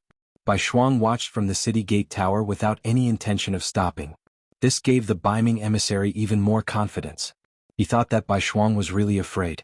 As a result, his threats became even more intense.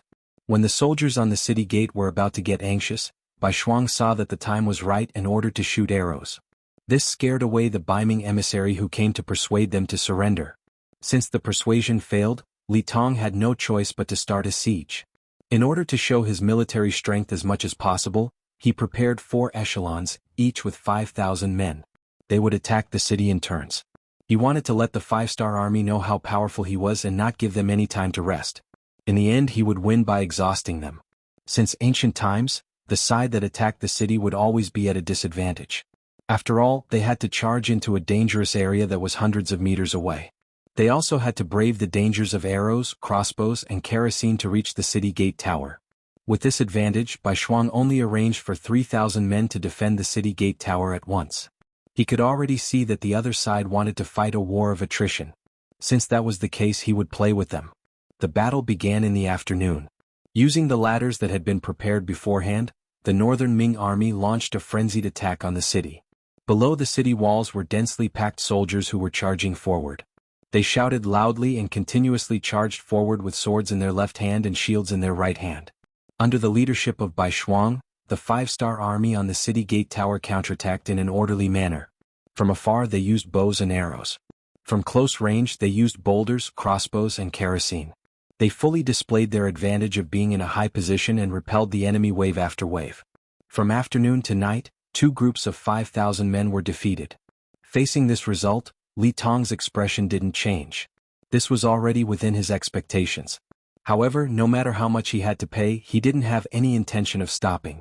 Strictly speaking, this was his first battle since he came here. He couldn't afford to lose. Under Li Tong's command, even if the sky was completely dark, the attack didn't stop. Everyone used torches to light up the surroundings and continued to attack the city.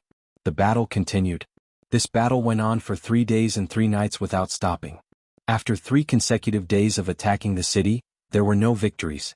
Bai Shuang, who was defending the city, lost more than 6,000 Ming captives in 3 days and 3 nights. Among them, 4,000 were injured and couldn't participate in any battles for a while. On the side attacking the city, Li Tong's army suffered heavier losses. More than 30,000 men were killed or injured. Most of the soldiers were exhausted and their provisions were about to run out. On the fourth day, Chindula appeared with a large amount of provisions. These were all gathered from the nearby 30,000 guards and the Songhua River. Considering that he had already collected them once, he naturally encountered a lot of resistance when he collected them this time. In the end, he went from collecting to robbing. With the advantage of 10,000 soldiers, he really managed to get a lot. This could be considered to have completely solved the problem of provisions in the army.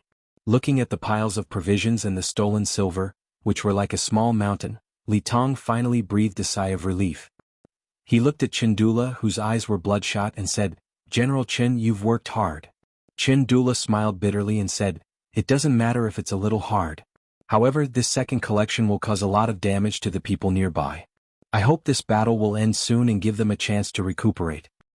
"It definitely will," Li Tong said confidently. Then he ordered everyone to cook and prepare a full meal for everyone. Then they would work hard and strive to take down the Jian province left guard tomorrow.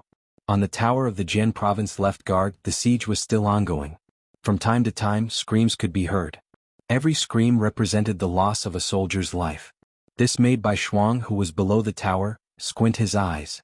Of the 18,000 captives, only a fraction was left. From the looks of it, the price they would have to pay tonight would not be small. If that was the case, how many more days would the city be able to hold out was something that no one could be sure of. This time Bai Shuang had miscalculated.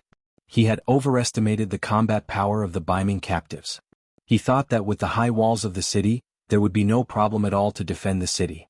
However, when the battle really started, it was a completely different matter. The military quality was not good, and they did not know how to cooperate. Some of the soldiers were even very timid. When they saw the densely packed siege army below the city, their legs went soft before the battle. All these changes caused him to suffer such a great loss. If the strength of the Baiming army was not average, it would be hard to say if they could achieve a 3-to-1 ratio.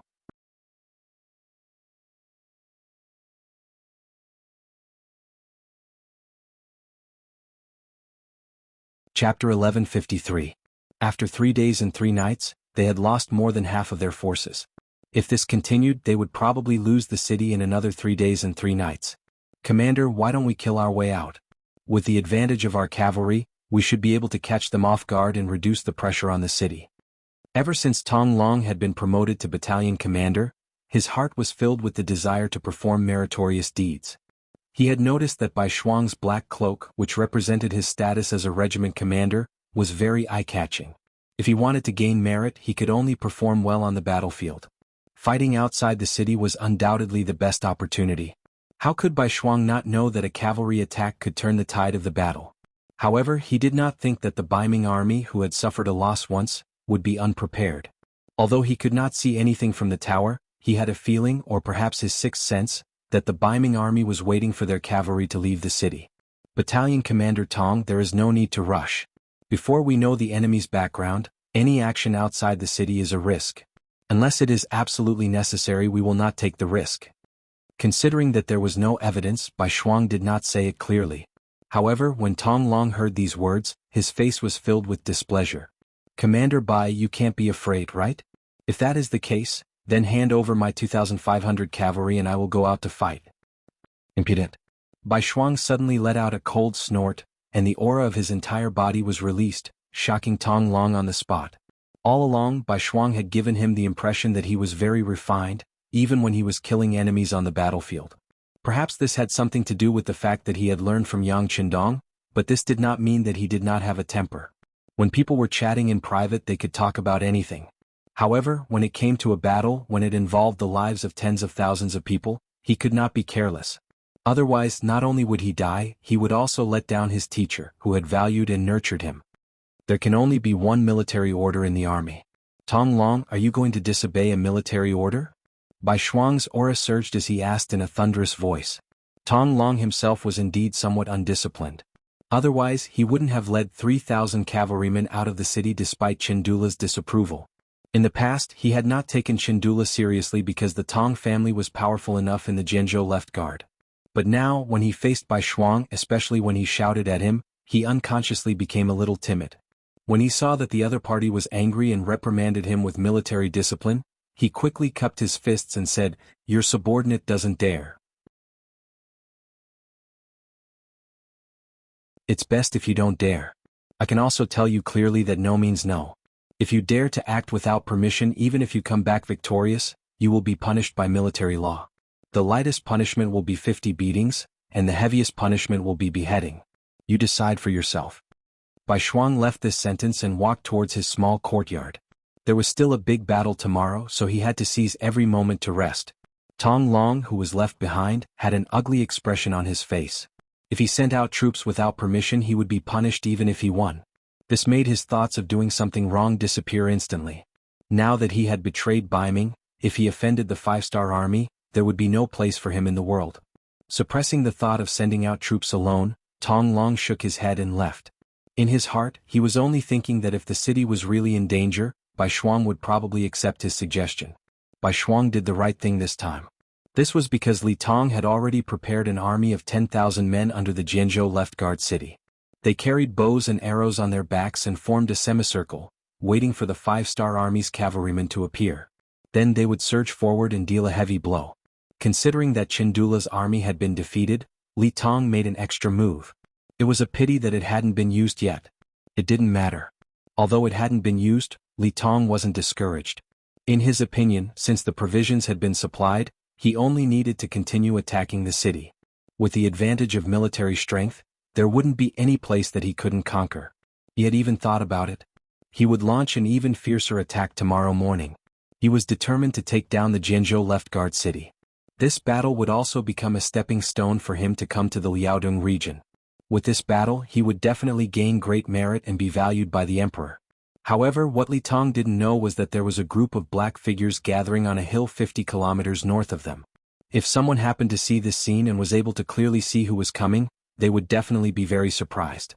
This was because they were the main force of the world-famous 1st Cavalry Division. The people gathered here were the main force of the 1st Cavalry Division, led by Jianghu. It had been more than 3 days since Bai Shuang sent people out to deliver the letter. Relying on their speed, they quickly arrived here. Now even the closest 5th Regiment had gathered. 8,000 of the most heroic cavalry had appeared. They would form an unstoppable torrent as they rushed towards the target. The soldiers below had temporarily built a house with wood and leaves. Tianhu was staying here. At this moment he was waiting for Yang Qindong's return telegram. The reconnaissance cavalry sent out earlier had already reported the battle situation of the Jianghu left guards. After learning that Commander Bai Shuang had been guarding the city for nearly 4 days, Tianhu decided to attack immediately. After all, the battlefield was unpredictable, and one mistake could lead to an outcome that no one could predict. Once the Jianghu left guard city was really taken down, the role of the cavalry would be greatly reduced. This was not what Tianhu wanted to see. The telegram had been sent out. After all, this war involved more than 200,000 people. Even Tianhu couldn't act on his own. He had to report it to his superior and get permission. Hasn't the telegram been sent back yet? Half an hour had passed, but there was still no news. Tianhu, who had always been calm, became a little anxious and began to ask for the first time. No. The telegraphist of the 1st Cavalry Division shook his head and continued to stare at the radio station. He didn't dare to miss the slightest movement. Tianhu frowned slightly. He knew about Yang Qindong's situation. There were 3 radio stations around him, and one of them was a motor that could be manually generated. With these, it was impossible for the radio station to run out of power. Then why didn't he call back after receiving the telegram? According to the rules, the army couldn't act rashly without a reply. But if there was no reply, would they have to wait forever? It was not an exaggeration to say that the Jianghu left guard city was racing against time. One more day meant one more day of danger. Someone send another telegram to ask. Tianhu, who was a little anxious, continued to send an order to the telegraphist. What Tianhu didn't know was that 30 kilometers northeast of them, there was a group of cavalrymen rushing towards them at high speed. From afar, they were all dressed in black clothes, black armor, and black cloaks. Streaks of murderous aura constantly collided with the surrounding air. Only one cavalry unit in the world could carry such a murderous aura and be so well equipped. It was Yang Qindong's black cavalry. Just behind these cavalry units, a torrent of bicycles followed. Their speed was not much slower than that of the war horses, and they always maintained a certain distance from the cavalry. If one looked carefully, one would see that these bicyclists were all carrying long objects wrapped in black cloth behind them. What else could they be if they weren't spears? The team was constantly moving forward. Among them, a white horse under a golden cloak was particularly eye-catching. At this moment, beside the white horse, there was also a strong man riding a war horse who was saying something. Young Master, Commander Tianhu just sent another telegram asking for a battle. Do you want to reply? Haha, this Tianhu is good at everything, but recently, his murderous aura has been too strong. He needs to calm down. This time just treat it as a training. Don't worry about it, let's continue on our way.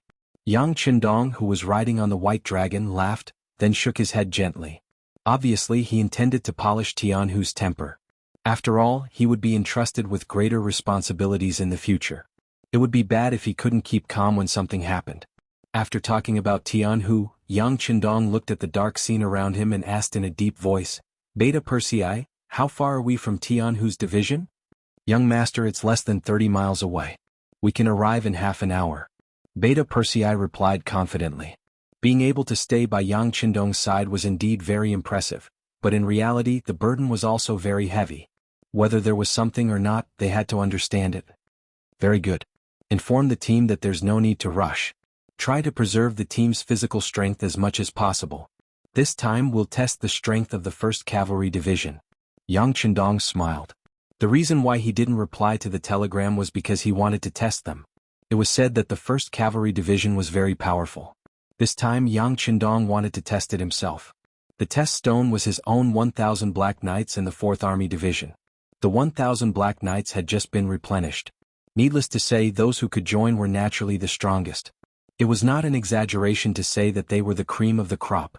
Who knew how many people their loyalty was? Fortunately, the Chief of Security Yang Qindong had been doing this work. There were many candidates to be tested, so they could finish replenishing the Black Knights in such a short time. They took a boat from Crimson City all the way to Yang Qindong's side. However, such people also had a special characteristic. Perhaps they were indeed capable, but they always had a sense of arrogance. Yang Qindong wanted to use this opportunity to test their strength. At the same time, he wanted to warn them that although the Black Knights were strong, if they didn't work hard, they could be overtaken by others. The 4th Army Division was needless to say. Firearms had a natural advantage over cold weapons. In order to suppress the momentum of the 1st Cavalry Division, Yang Qindong specially allowed the 4th Army Division to participate and asked them to use empty shells.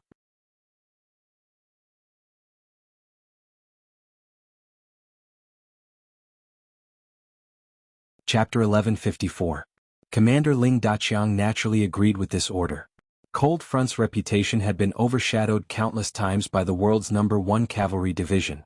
Now that there was such an open and above-board opportunity to take revenge, he naturally wouldn't miss it. In order to achieve the goal of completing the mission, he ordered all the soldiers of the Cold Vanguard to be in their best condition. If anyone dropped the ball, they would be kicked out of the Cold Vanguard. This was no longer just a matter between the 4th Infantry Division and the world's 1st Cavalry Division. It concerned the reputation of the entire Cold Vanguard. Under Yang Qindong's orders, close to 10,000 soldiers quietly arrived. The scouts sent by the 4th Division and the Black Knights were the best scouts. Very quickly, the scouts sent by Tianhu were eliminated, one by one. With the advanced firearms and the speed of the Black Knights, the 1st Cavalry Division was at a disadvantage, at least on the outskirts. Tianhu was naturally unaware of all this. At this moment he was still waiting for Yang Qindong's reply. It was almost midnight. Soon the sun would rise, but there was still no news. Tianhu was burning with anxiety. Waiting felt like forever. Tianhu had already drunk at least 5 cups of tea, but there was still no news from the telegraph operator. Just as he was feeling uneasy, the 3rd Regiment Commander, Hu Bo-er, arrived outside the tent and said loudly, "Division Commander Hu Bo-er wishes to see you. Come in." Tianhu straightened his body and tried his best to hide his anxiety. Then he took out the style of a division leader. Hu Bo-er entered the tent and saw that there was only Tianhu and the telegraph operator. She immediately understood and asked with concern, "Division Commander, is there still no news from Bugnam of Gojoseon?" No. There was nothing to hide, so Tianhu admitted it.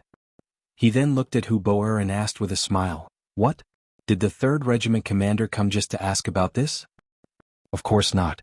Master, I'm here to report to you that there seems to be something wrong with tonight's situation."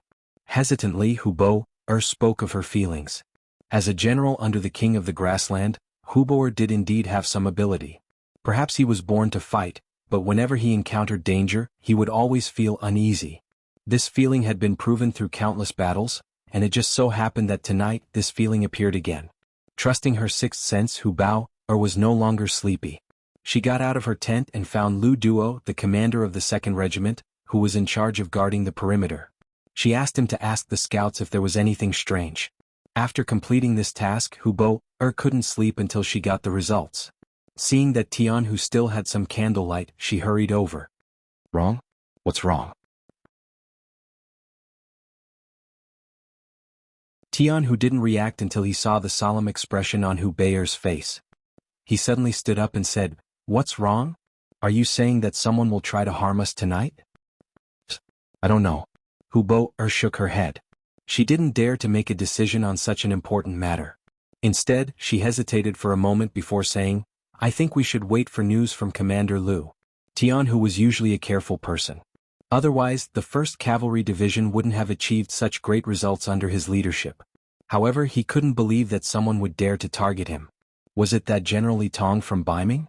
He should still be attacking the Jianghu left guard right now. How could he have the time to cause trouble for him? Just as he was in disbelief, footsteps came from outside the door. Then Lu Duo said, "2nd Regiment Commander Lu Duo wants to see Master." "Come in." Tianhu knew that Lu Duo must have brought some news. Moreover, from Lu Duo's somewhat anxious footsteps, Tianhu faintly felt that something was wrong. Lu Duo quickly appeared in front of Tianhu. As expected, his complexion was not good. He first nodded to the 3rd Captain, Hubo who had reported to him. Then he looked at Tianhu and said, "Division Master, I just sent someone to contact our scouts. There are more than 10 of them who have yet to contact us." "Which direction?" Tianhu knew that for the safety of the army, they had to send out close to 100 cavalrymen every night. Now that there were more than 10 cavalrymen who couldn't be contacted, it was very likely that there was a problem in one direction. "Northeast," Lu Duo said in a doubtful tone. It was no wonder that he had such an attitude.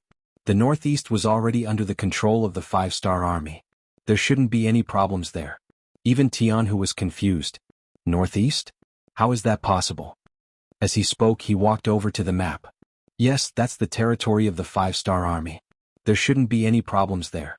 But it is true that we have lost contact with the scouts there." Lu Duo was the person on duty tonight. He couldn't understand. "Since we have lost contact, we have to be more vigilant." Hubo who had been the first to report, was still very resolute. "That's right." Tianhu quickly recovered from his shock. He looked at Lu Duo and said, "Regiment Commander Lu, immediately gather the soldiers. Whether or not there really is a problem, we can't take any chances." "Understood." After receiving the order, Lu Duo nodded and agreed. He then turned around and went to carry it out. Even Hubei stepped forward. He wanted to prepare his 3rd Regiment for battle as well. Not even 15 minutes after the 2 regimental commanders left, gunshots rang out from outside the camp. The attack on the 1st Cavalry Division had begun. When Tianhu heard the gunshots, he walked out of the camp and looked towards the northeast in disbelief. "How is that possible? They are really attacking us from behind. They even have a large number of firearms. Who are they?" With a look of disbelief and doubt on his face, Tianhu got on his horse and said to Taimur Lu Duo, Hubo and Gong Feng, "No matter who comes, we can't back down. It's nighttime now, the best time for our 1st Cavalry Division to fight at night. I want everyone to launch a counterattack. If there are too many enemies, retreat before daybreak and regroup with the Saha River Guards." "Any questions?" "No." The 4 regimental commanders replied. "Very good.